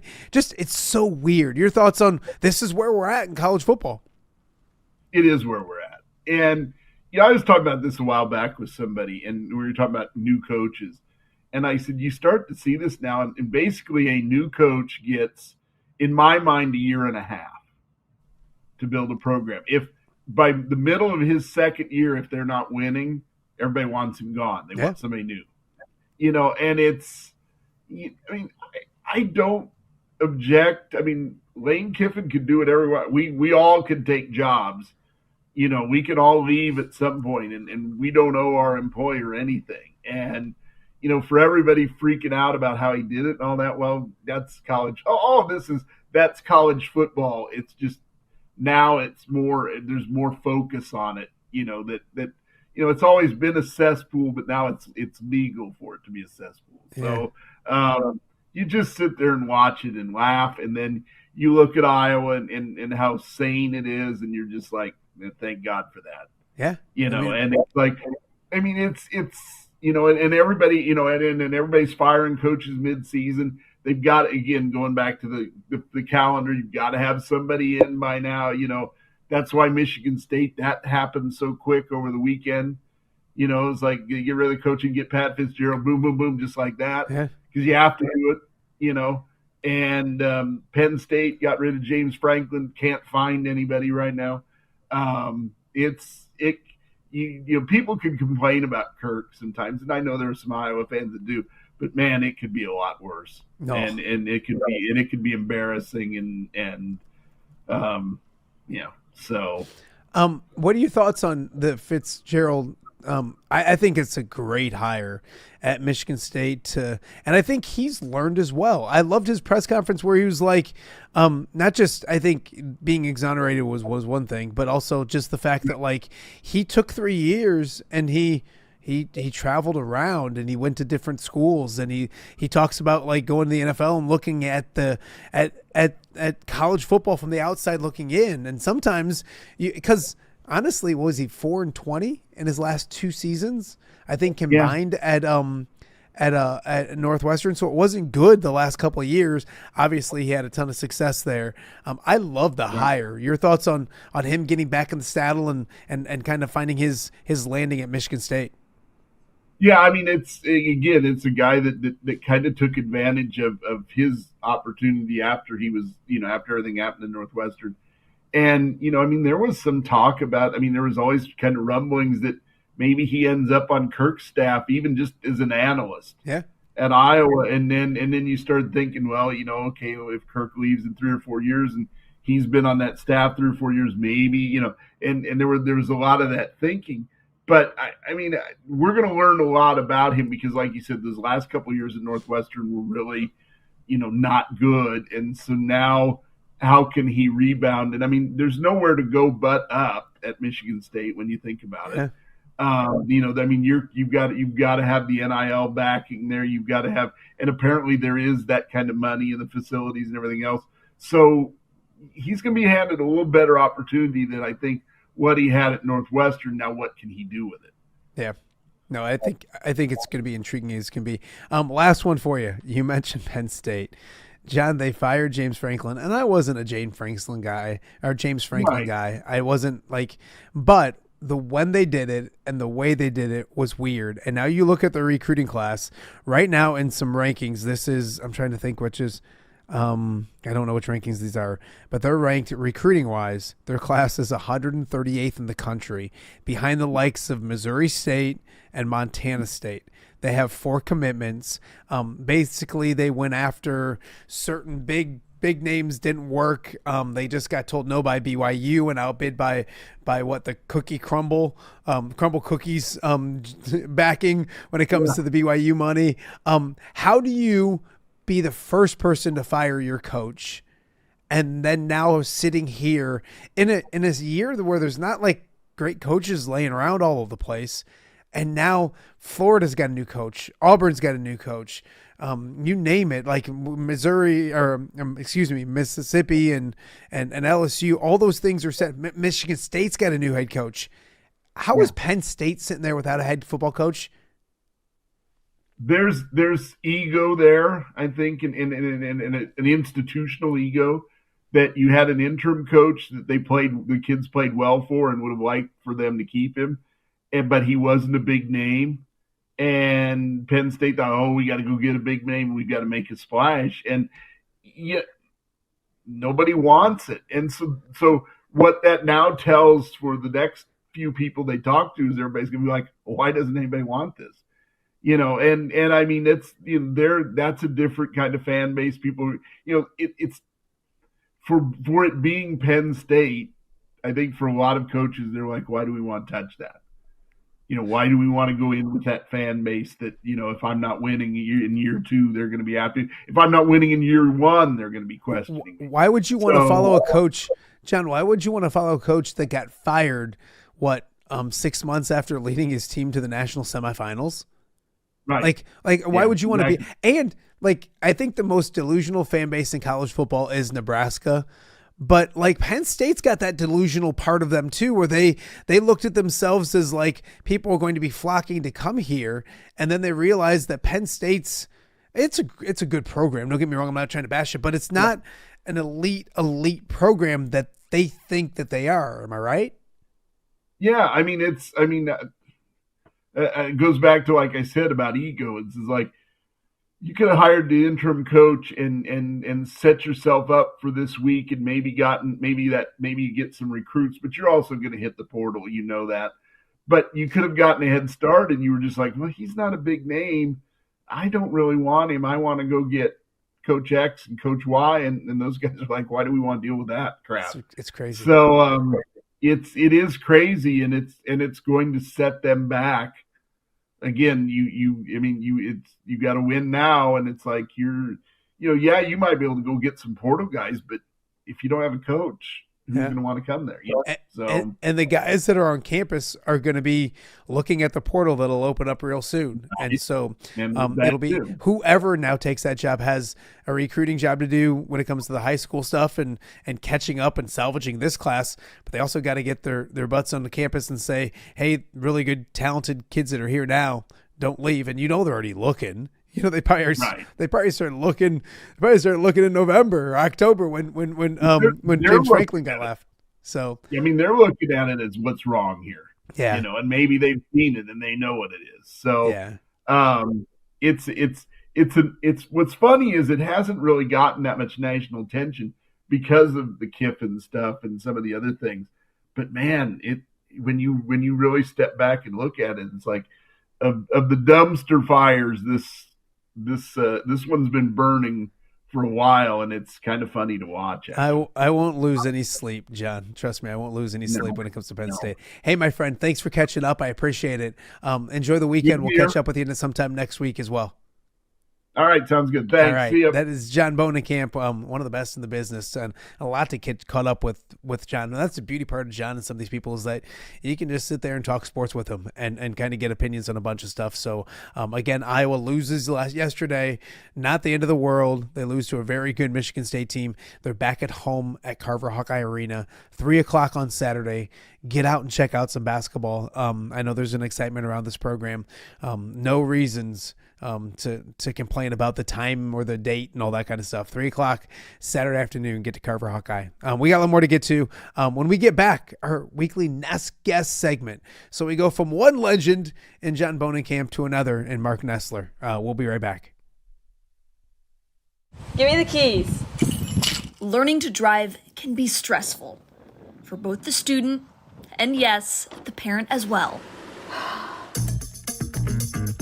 Relax. There's an easy way to avoid the stress. Skiles Driving School in East Moline has been helping new drivers hit the road with confidence for over 20 years. Whether you're a teen earning your first license or an adult looking for behind-the-wheel training, we've got you covered. Their certified instructors are patient, experienced, and use modern vehicles equipped for safety and comfort. From classroom instruction to real-world driving, we make learning safe, affordable, and even fun. Call 309-278-0098 or visit skylesdriving.com. Skiles Driving School. Get in, buckle up, drive your future forward.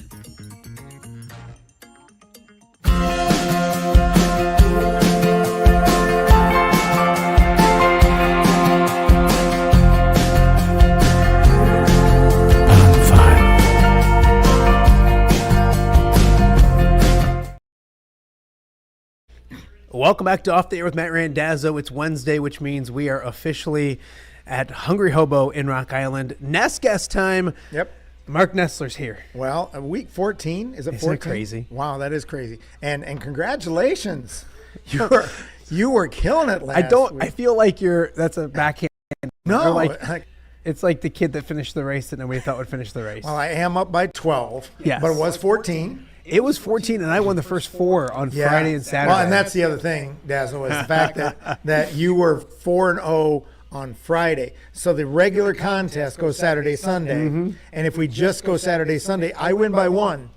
And so I'm going to give you a technical foul for bending the rules. Yeah. That's probably your second technical foul this week, isn't it? That's really well done.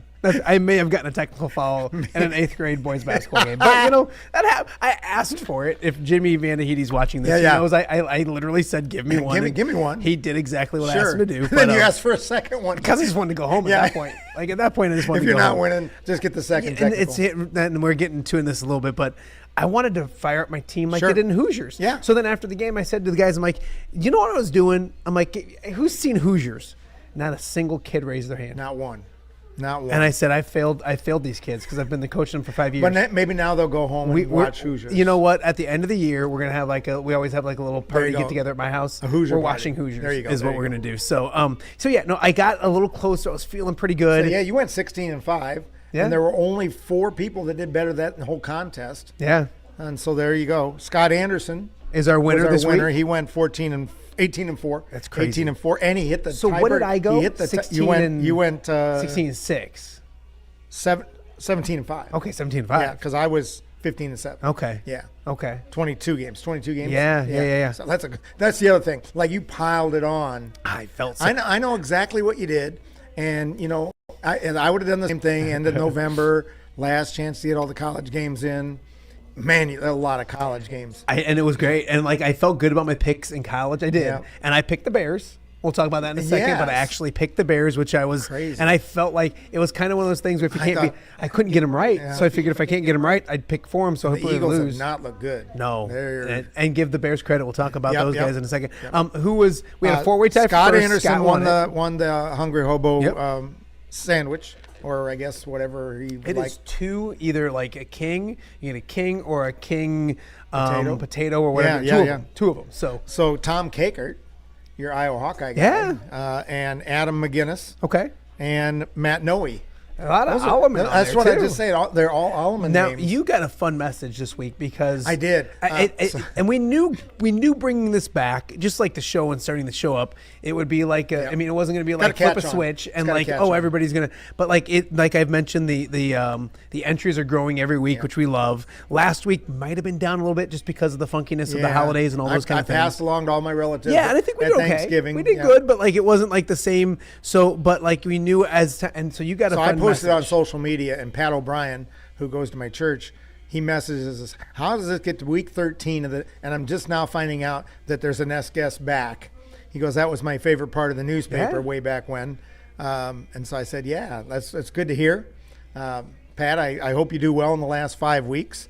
Well, welcome to the contest. Yes, welcome to the party. Yeah. It's better to be late. Better late than never. Better late than never. Yep. So hopefully, as people watch this, I think next year I'm excited because I think we'll have a website up by then. I Yeah. know we will by then. Well, yeah. And so I think it'll be And then you easier get- just yeah. to go to the web instead of waiting for the link every Waiting week. for But the link, yeah. doing a good job getting the emails out. So if you've been in it, I think the email list is up to 300-400 emails I send out Yeah. because once you're in it, you're saved in there, and I'll send it out. So a lot of regulars and some new guys every week too. So I'm at Thanksgiving, family Thanksgiving. Yeah. And my wife's family passes out turkey notes. You ever hear those? Yes. Everybody gets a turkey note, and you have to stand up and you have to read it. And so this is my prop. That's the other thing. I didn't have a prop last week. Oh, okay. See, I had so many things going against It's a me. good thing you're not superstitious. I am very superstitious. So anyway, my turkey note, and Carson's got to hear this. It says, "Turkey hell, turkey heaven." Turkey says 6-7. I love there it. it is. There I it love is. it. He's locked into So his- he's locked into his game. He doesn't care. Yeah. But we'll get him back. We'll reel him back in. We have an announcement about Carson at the very end because he's the getting very more end. involved Yeah, than yeah, ever. Yeah. So. Oh, he loves Tuesday. He has to show up. It's funny because my Hungry Hobo. oldest has a sophomore. We do this on Tuesdays, Uh-huh. and they have a game in Anawan tonight. And my wife's going, and she's like, "Do you want me to pick up Carson and go?" And Carson's like, "Not unless it's 4:30 because I'm not missing." He loves his Ness Guess yep. Tuesdays, and of course we air it here on Wednesday. So if you're just tuning in to the Ness Guess, the loser between the two of us takes a pie in the face. And right now you have a I'm up by 12 game 12. lead. Yep, and I'm it's up by 12. 5 weeks left. 5 weeks to go. So I mean, But it's there's doable, but I need to have the that number big. you don't have that big 9-game college I know. thing. I think. What do you have? We do have four. You have four this week. Yeah, and I added to the college last week because of the Yeah, fact that we didn't because have you needed three. more games No, to no, catch. because we didn't have as many NFL. We didn't have the three. Sure. We didn't have the three on Thursday, Yeah. so we and lost you added, the Thursday. and you games. added Friday with the Bears, So- which I missed. Yeah, so I just had to everything kinda- going. We I did was- get to 22 games last week, which is the most we've ever done. I know. And I was looking. I was looking for 30 this week. I was thinking about going to the D3 level, the D2 level. I was going to try to find anything that I could to Anything get, and everything. Yeah, you have to. So and the loser. So I got my work cut out for me. When it comes to getting back in this thing, you mentioned college is kind of done. Yeah. We do have There's four some games this conference week. championships, So yep. we'll kind of start there. We'll start with the Big Ten championship. Before you do that, games. anybody know what this hat is? Let us know. Let us know, because I just picked it out because I had no idea what was going on last weekend with Dazzo beating me by 2 and going 0-4 on Thursday or on Friday. And I said, you know what? I'm just going to pick this hat because I have no idea what it is. I think it's Vegas Knights, maybe. No. I don't know. No, it's not that. Yeah. No, and it's orange. That's what I said. I was like, you don't know what it is? He goes, no, I don't remember. I don't. I really don't. It's a good life. Sometimes I get hats, and who knows? Are you tired of the snow yet? Am I ever? You know what, though? I woke up Sunday morning, and I just, I thank the Lord that at 70 years old, I'm able to shovel 4 times in one day because that's what I had to do. Yeah. And I know there's a lot of people out there that can't do that at 70. So, I'm blessed. Yep. I'll take that. I'll take that as a sign. Thank you, Jesus. Still has a reason for me to be on this earth. Yeah. And so there you go. And then he did it. Then they did it again the next day. Like, that's enough. More size. Okay. Yeah, first time was a nice reminder that I can do it. Second time we did it. Now I'm not, my legs are so sore. You know what? I was smart this year. We have a blade that goes on our mower, and I didn't put it on. So my wife's cranky with me about that. So I tried to stay ahead of it and shovel ahead of time and keep on it. Well, we went at and then 7, 10. I told my oldest, I'm like, get out there. Like, you got 4 boys. Exactly. So we divvied up, and then I got a great neighbor, Sean Johnson, who came down. They got a little 4-wheeler. That's when I I got had the little blade, and a couple years ago when we had the shoveled it off 18 inches or whatever. I had that day. One of AJ Day was one of my students, and him and his dad came over and just. Yeah. And one big swing. And that takes one, them like 5 minutes. I didn't hit it early. Yeah. Like I just let it say, how high is it going to go? Yeah. And it got so high I said, I can't do anything. Yeah. So I called him up and we're out in that bailed me little out. area where like the wind kills us. Oh, yeah. So like we get it all cleared off, and then all of a sudden you go out there in the morning. So anyways, neighbors are fantastic. Hopefully the snow goes away for a while. Yeah. Let's start picking some games. All right, let's pick some games. There are some fun games this week. We'll start with the Big Ten Championship game. Oh, yeah. It's in Indianapolis. Indiana, number 2 in the country. Okay. Ohio State, number 1. You got to think there's probably going to be a little bit more Indiana fans just because of the location. Yeah. But with that being said, Ohio State's going to showed travel. up. They're They used showed to up- it. they showed I up think to they budget Michigan. this. They just They budget. showed up to there was a Michigan. ton of. Yeah. So I'll let you go first. Well, 1 versus 2 in the country. Yeah. I look at Ohio State, and they've got victories over Texas and Michigan. Yeah. And that's about it. Like Yeah. they haven't had a hard schedule.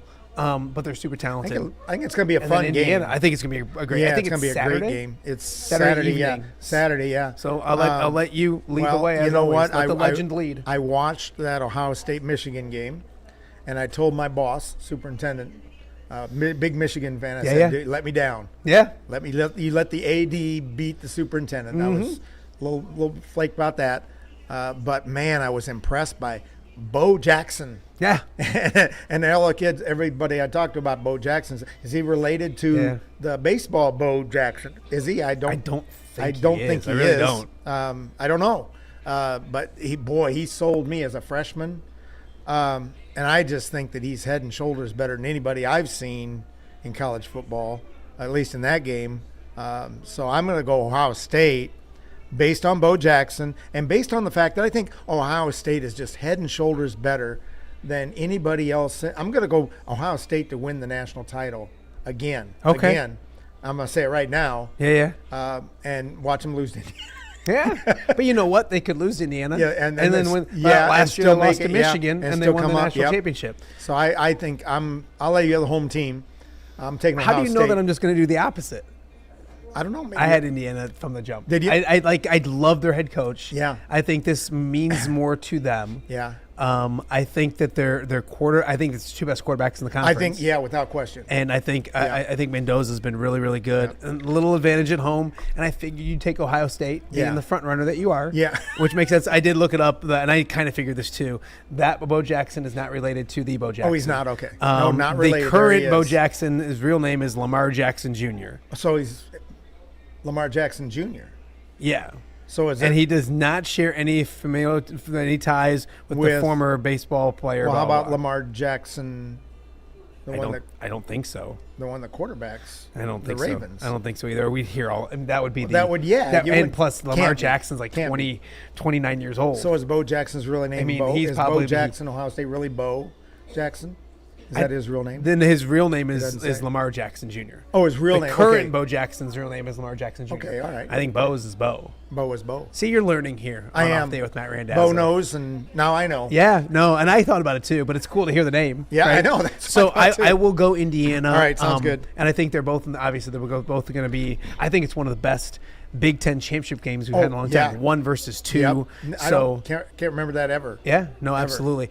Big 12 championship game. Who is that? Is BYU And Texas and Tech. Texas Tech. Texas Tech is playing really good football. Yeah. I go back a few weeks ago, and this is the one that kind of makes me mad because I did pick BYU at Texas Tech, and Texas Tech beat them. Did they? So it's a rematch. Oh yeah, it's a rematch. I thought- Texas Tech definitely beat them. It was the Okay. same weekend as Iowa, Oregon. That was 'cause I the one watching it. loss that BYU had then, right? Yeah, so BYU still undefeated, or still with one loss. One loss. And Texas Tech still has one loss as well, right? That's an early game too. That's 11 a.m. Yes, it is.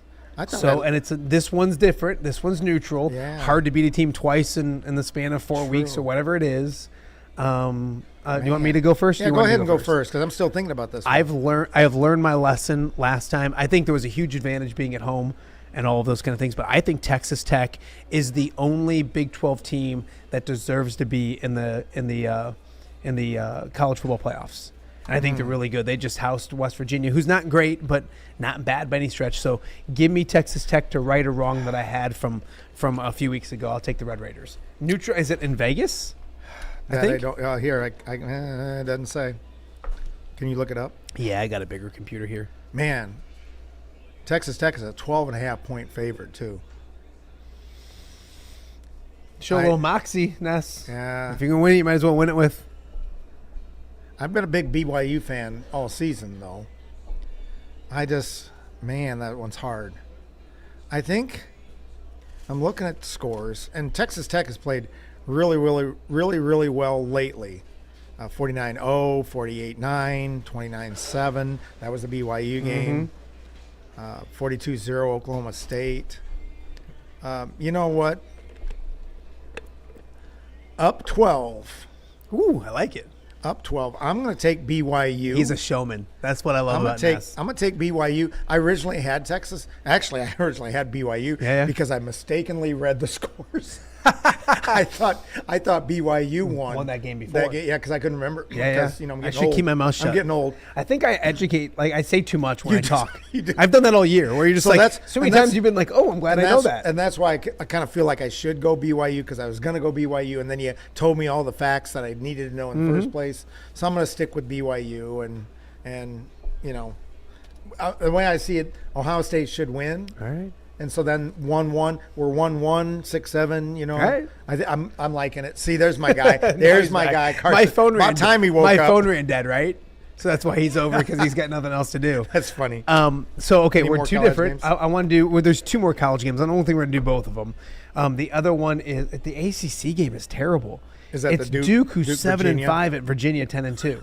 That's the best of the ACC. Yeah, Virginia's going to win that one. So let's go the SEC championship game, which is it Georgia, always seems Alabama. it is And Georgia Alabama. won that first time. Yes. So yeah. So well, I went first last time, so I'll let you lead. there you go. I just think Georgia's better, and I don't know why. I just don't. They've only given up 10. They've given up 10 points or less in the last 3 games. That's crazy. And that's against 2 ranked teams, Oh, too, yeah. Texas and Georgia Tech. And I just like Georgia's always there. Alabama. I'm gonna go Georgia. Okay. And I'll probably let you. And they lost the first time around. Yeah, they Alabama did. won. I hate doing that, but I'm gonna take Alabama. I like Yeah. Alabama. I feel like Georgia their offense isn't good enough. See, their defense is really good, but they got to be able to score. Yeah. So with Alabama, Where's that game at? It's like the I think it might be the Georgia Dome. Okay. Ooh, I like that. Which will help you That out a plays little into bit my- too. yep. Gosh, we're gonna be You three can- different. We're gonna be three I different. know, No, we're go Alabama. Yeah, and it's not a Friday; it's a Saturday. Yeah. So that's a good thing. Last time Friday, killed Well, me. it was funny because he walked in and I said, "Hey, I gained some ground." And you're like, "Yeah, we'll talk well, about that." Yeah. There's there's I always really- something. I really should. I'm pretty competitive. Yes, I could tell. I could tell. So, there's 3 other different- games. yeah. So there's 4 games on for college. And we're both going to go to Virginia. So Yeah, so I'm not gonna. Yeah, so there we're you already go. 3 different. All right, I like let's that. go to pros. All right, to the pros we go. I think we should save Bears and Packers for last. Oh yeah, good. Detroit plays on That's a Thursday night game, so it's not even on our sheet. It's not even on the slate, and there's not a ton of great games. You have the games for I my do. internet died because I was using my phone internet, and young Carson took it away from us. So I know we're going to do the Bears and we're going to do the Packers. That's an obvious one. Bears and Packers. Okay. Let's do Philadelphia and the Chargers. Ooh, that's on a Monday Football. night. Yeah. And we don't know about Justin Herbert right now. He had surgery today. Yeah, on his left I hand. heard last night's game. That was and his hope is to be back for this week. Right. There's a lot of bye teams too. 49ers. And it's at the Chargers, but the Chargers in LA, when you go out to LA, you're really not, there's always so many opposing fans in LA. Yeah. So I have a feeling there'll be a lot of Eagles fans out there as well. They just their offense looks broken. And it's not just against the Bears. Yeah. They look broken against the Lions. They only scored 17 against I thought Lions. they were going to be so good too. Yeah. So they just Packers game, they scored 10, won 10-7. Yeah. Lions game, they scored 17, won 17-10. They scored 21 points quickly against Dallas and then didn't score again and lost that game. And they scored, what was it against the Bears? 15? Talking Chargers? Yeah. Yeah. So, no, I'm talking Eagles. Oh, Eagles. Yeah, Eagles. They just can't score. And what happened to Barkley? Yeah. I mean, that's 2,000 yards last year. And Yeah. the offensive line is still the same. And I just don't understand where the offense went. Yeah. So, but the Chargers, I mean, they only scored 6 points against the Jaguars. yeah. So, and was that where he got hurt? Yeah, it was last week they won They had against the a bye bad week. team. Well, Raiders. No, the Chargers. Raiders. Yeah. Chargers that doesn't even count when you play Raiders. Yeah, that's no, you're true. So, want me to go first? Or you want Sure, you to go first? ahead, go ahead. I will go. Oh boy, I will go. Chargers at home, hoping that Justin Herbert's playing. I don't like seeing it's one of those things where are the Eagles going to lose 2 straight games? But I just haven't been. Their offense hasn't been good enough for me, and I think the Chargers' defense is good. So give me the Chargers at home on Monday Night Football. Eagles 3 straight games. They lost to the Bears. Yeah. And they lost to the Cowboys. And I think we know where you're going. Huh? I think we know where you're going now. Well, again, I didn't wear my Eagles. My school nickname is the Eagles. Maybe that'll help me. I should have wore my Eagles. I should have it. But I'm going to go home after this. I'm going to put my Eagles sweatshirt on and go to my team's basketball game tonight. Yep. I have Jalen Hurts on my fantasy team. And that's probably why I'm in 11th place out of 12 teams. Wow. That's horrible. Wow. It's bad. Yeah. It's bad. He's just been awful, though. He has. But I will go with. I love this. You can tell we don't really prepare for this very well. No, I'll go Eagles, hoping that your quarterback is hurt. That's 4 out of 5 different. Yeah, I know. That is 4 out of 5 different. We're gonna go 8 again, which I love. You got to catch up. My problem is I can't get all 8. So it doesn't matter if we're 4 different or 8 different. We always usually even out. Yeah. So it's not enough to go the whole way. Like sometimes I'll take a team like Colts against and I thought they had that one won, or the Falcons against the Jets, and I thought they had that one. Yeah. So what's next? We're gonna go Bears last. Steelers, Ravens. First place in the AFC North. Both are 6-6. Yeah. Ravens lost to the Bengals on Thanksgiving night. They've had 10 days to get ready. I'll go first. Steelers lost to Buffalo at home, and now they're on the road. I know who I want. Yeah, go ahead. I'm not going to change. Yeah. I'm taking Ravens. I'm taking the Ravens too.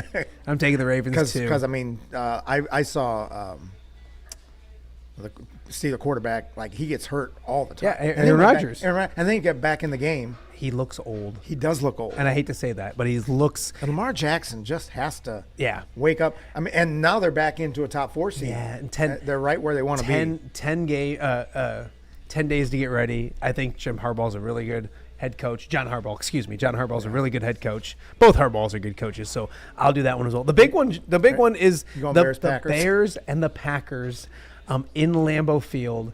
I was the one who sat here last week and said, you know what, give me the Bears. Yep. I said bear down Chicago Bears. And you're a Lions fan. Yeah, that had to hurt. I'm not even. I'm a Lions fan.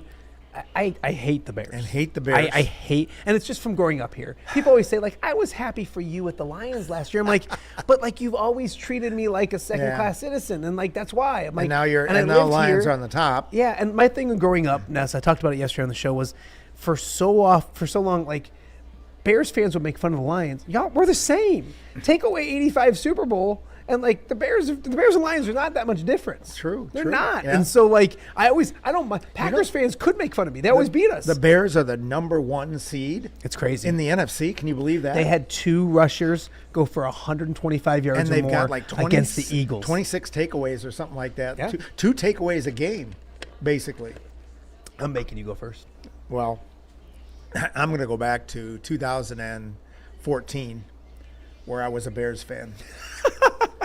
Is that when you changed? I Was changed, 2014? 2014. So what are you now? I'm a Packers fan. Oh wow, you can't. That's a big change. No, I did, and I'll tell you why. That's a big Because change. I was at Buffalo It's a Wild. drastic change. I was at Buffalo Wild Wings. It was game 7, Cardinals NLCS against the Giants, and the Bears were playing on Monday Night Football. It's a Monday night, so I thought my wife and I going to Buffalo Wild Wings, and we're going to watch the Bears on this big screen and the Cardinals on this big screen. And there was all kinds of Cardinal fans, all kinds of Bears fans there for the same reason, but not to cheer them both on. Yeah. But I felt like I'm there to cheer both teams on. Mm-hmm. Well, the Cardinals get behind, and all of a sudden the Bears fans are ignoring their game. And they're getting in the face of the Cardinals fans, clapping because the Giants are ahead. And I said, I said, that's not the way you should cheer for your team. Yeah. If you're there for the Bears, you should cheer for the Bears, Yeah. not against whoever's there on the other screen. Sure. And so that night I told Kathleen, I said, I'm going a different direction. And what direction should I? You went an opposite. What direction should I go? You did a 180. I'm going Packers. Yeah. And I've not regretted it since. No. 2014, Packers have been exceptional. Yeah. Bears have struggled until this year. That's a life-changing. There's analogies that I could use that get me in trouble, so I'm just going to leave it alone. But I'm really not a big NFL fan. I'm more of a fantasy football, Ness Guess, and everything in between. Ness Guess, anything. 6, my guys are saying 6, 7. I don't know why. Yeah. But I'm going to go Packers, who are a 6. In between, anywhere you look, some places you see 6. In between 6 and 7, they're 6.5. There's 6.5. Yeah. So I'm going to go Packers. Although, you know what? I really think that the Bears may be the stronger team. Yeah. And I couldn't blame you for picking the Bears 2 weeks in a row. I'm going Packers. I can't. I'm usually. That's funny. I do think in 2 weeks at Soldier Field, my pick will be different. Yeah. But they've won 9 of their last 10 games. This is the NFL. Yeah. Like it just does that make sense? They're just due to lose. And I hate saying that. That's not any like great analysis. You know what I mean? But I can't tell you like, hey, their running game, this, whatever. I do think the Bears still. They did a great job against Saquon Barkley. Yeah. But for the most part, they struggle against the run. Yeah. And I think the Packers with Jacobs and even their backup Wilson. Yeah. And the offensive line's playing well. But the Bears running game is improved. Oh yeah. I think here's the difference. Micah Parsons is the difference, and I hate the Cowboys for letting him in the division. That's a really good point. Yep. That's a really good point. Yep. And it's not a night game, but it's a 3:25, so it's going to be cloudy and snowy, and the lights are going to be going before it's a night game. I mean, that game's going to finish at 6:30. It's dark by 4:30 if these the days. Packers win, how does that affect the North? And the Packers will be in first. Oh, they'll be in first. It's to a point where the depending on what everybody else does, the Bears could lose this week and go from the 1 seed to the 7 seed. Oh wow, that's crazy. Like that's how close everything is. And Detroit, Dallas. As of right now, Detroit's not even Detroit's not even in the playoffs right now. And Dallas has played really well since they had that fatality. Yeah. I mean, they've won 2 in a row. They've won 3 in a row. Raiders, Eagles, and Chiefs. Raiders. Yeah, I know it. Hey, well, we do have a little bit of come here, behave yourself. Yeah. Okay. So there is a new little thing with our bet because this guy is Team Ness. Carson Nessler. Yeah, he's Team Ness from the jump. So I asked him, and he said he's in. If I come back and make the biggest comeback of all time, ever, will you both take a pie in the face? Fine, whatever. You're in? Fine, whatever. Okay, now, if I lose, you'll help Ness put a pie. Oh, yeah. How about this? Oh, yeah. I'll change it up a little bit. No, you Hold get on. 2 pies on 2 your teeth. pies. I was You just probably need to cover it up. yeah. So cover up my whole face, right? Yeah. All right. So I'll do that. I will take 2 pies. I'll let you give me a pie and Ness give me a pie. All right. Shake on it. Okay? All right. Get out of here. Okay. All right. Okay, Alright. stand up, okay? Scared. All right. Get out of here. Get out of here. All right. Hey, So. Carson, give me one of these before you go. There it is.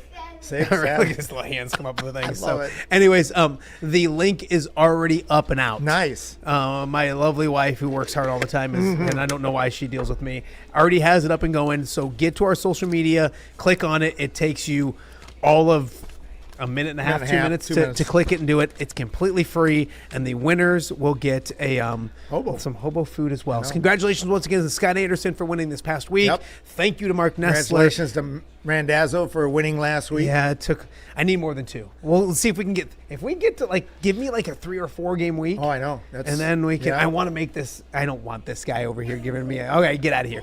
All right, we got more to get to on I Off love the it. Air. We'll be back right after All this. right, thanks. Hello, Dan Pearson here of FCA. Our team is thrilled to support Off the Air with our good friend Matt Randazzo. We share the view of the power of sport when it comes to relationships, including the influence of the coach. FCA believes the coach is the most influential person in America. Matt celebrates local coaches and athletes. His content is informational, insightful, and inspirational. Our Fellowship of Christian Athlete team loves partnering with Off the Air with Matt Randazzo while we engage, equip, and empower coaches and athletes in our 23 counties. FCA, the heart and soul in sports. View from the West, the podcast covering Illinois high school football. It's going to be a hard-hitting game. It's going to be great football. Weekly analysis and reaction from around the western side of the state of Illinois. This is the game we had circled when the year started. Follow along on YouTube and subscribe wherever you listen to podcasts. It's big-time football out there tonight, and I know we can play big-time football. View from the West. We got you covered.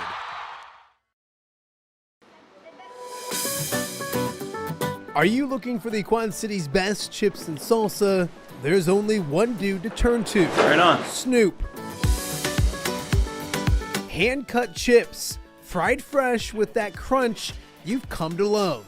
And the most addicting salsa with delicious fresh ingredients each and every time. Pick up your chips and salsa, queso, enchiladas, and much more at the Stern Center in Rock Island. To place your order, simply call the man himself. It's Snoop at 309-314-8197 and find out for yourself what the rest of the Quad Cities already loves.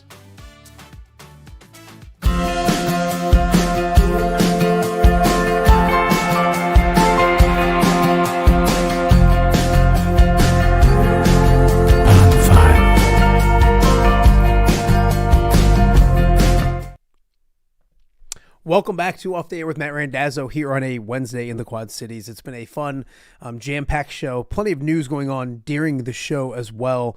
Big Ten announcing their first team awards, all those kind of things. And to the surprise of no one, back-to-back times, Caden Weegan is the 2 times Rogers Dwight Return Specialist of the Year. No surprise at all. Still the champion, still the reigning Rogers and Dwight Return Specialist of the Year. So congratulations to Caden Weegan. Also, do want to mention, I saw something from Chad Leistico, which is very interesting as well. Chad's the best. Of course, he was on the show yesterday. If you missed him yesterday, get online, check it out. Go back and check out yesterday's show. A bunch of fun. For the first time since 2014, no Iowa defensive players were chosen first team All Big Ten by the media or the coaches. Iowa's 8th nationally in total defense, 9th in scoring defense. It's wild. So 2 top 10 defenses in those 2 categories, and not a single guy on the first team All Big Ten. So it's almost like coaching matters, and Phil Parker knows what he's doing. So go check out more of Chad's stuff. Busy day when it comes to recruiting and signing day. We'll break that down tomorrow with Tom Kakert. Kind of look at what Iowa's class looks like in general. Also tomorrow on the show, Journey Houston, current Iowa freshman forward for the women's basketball team, former Davenport North standout. We're also hoping to have Josiah Harrington on. He's committed to Iowa State. North Scott standout, went for 45 last night against a good Liberty team. So North Scott, high expectations for them. We'll catch up with him and a bunch more. So one more big show tomorrow. No show again on Friday, and then we'll rock and roll heading to next week as well. It's a fun time of year. Cyhawk week is next week, so much to get to when it comes to those things as well. And then coming up probably next Friday, we're going to start taking the shows on the road and going to different high school gyms around the area. I'm eyeing Rock Island for next Friday. Not this Friday, next Friday. It'll be Moline, Rock Island. So kind of a great atmosphere and backdrop to talk about an amazing rivalry, then to sneak into Rock Island High School in the field house and do a show from there. So that's the thought process. Hopefully everything goes as planned. We'll have more on that next week as well. So another day, another full 2-hour show. It's almost like it's a busy time of year or something like that. So thank you guys so much for watching. We really appreciate it. And we'll see you back here tomorrow with a big show coming up tomorrow right here on OTA.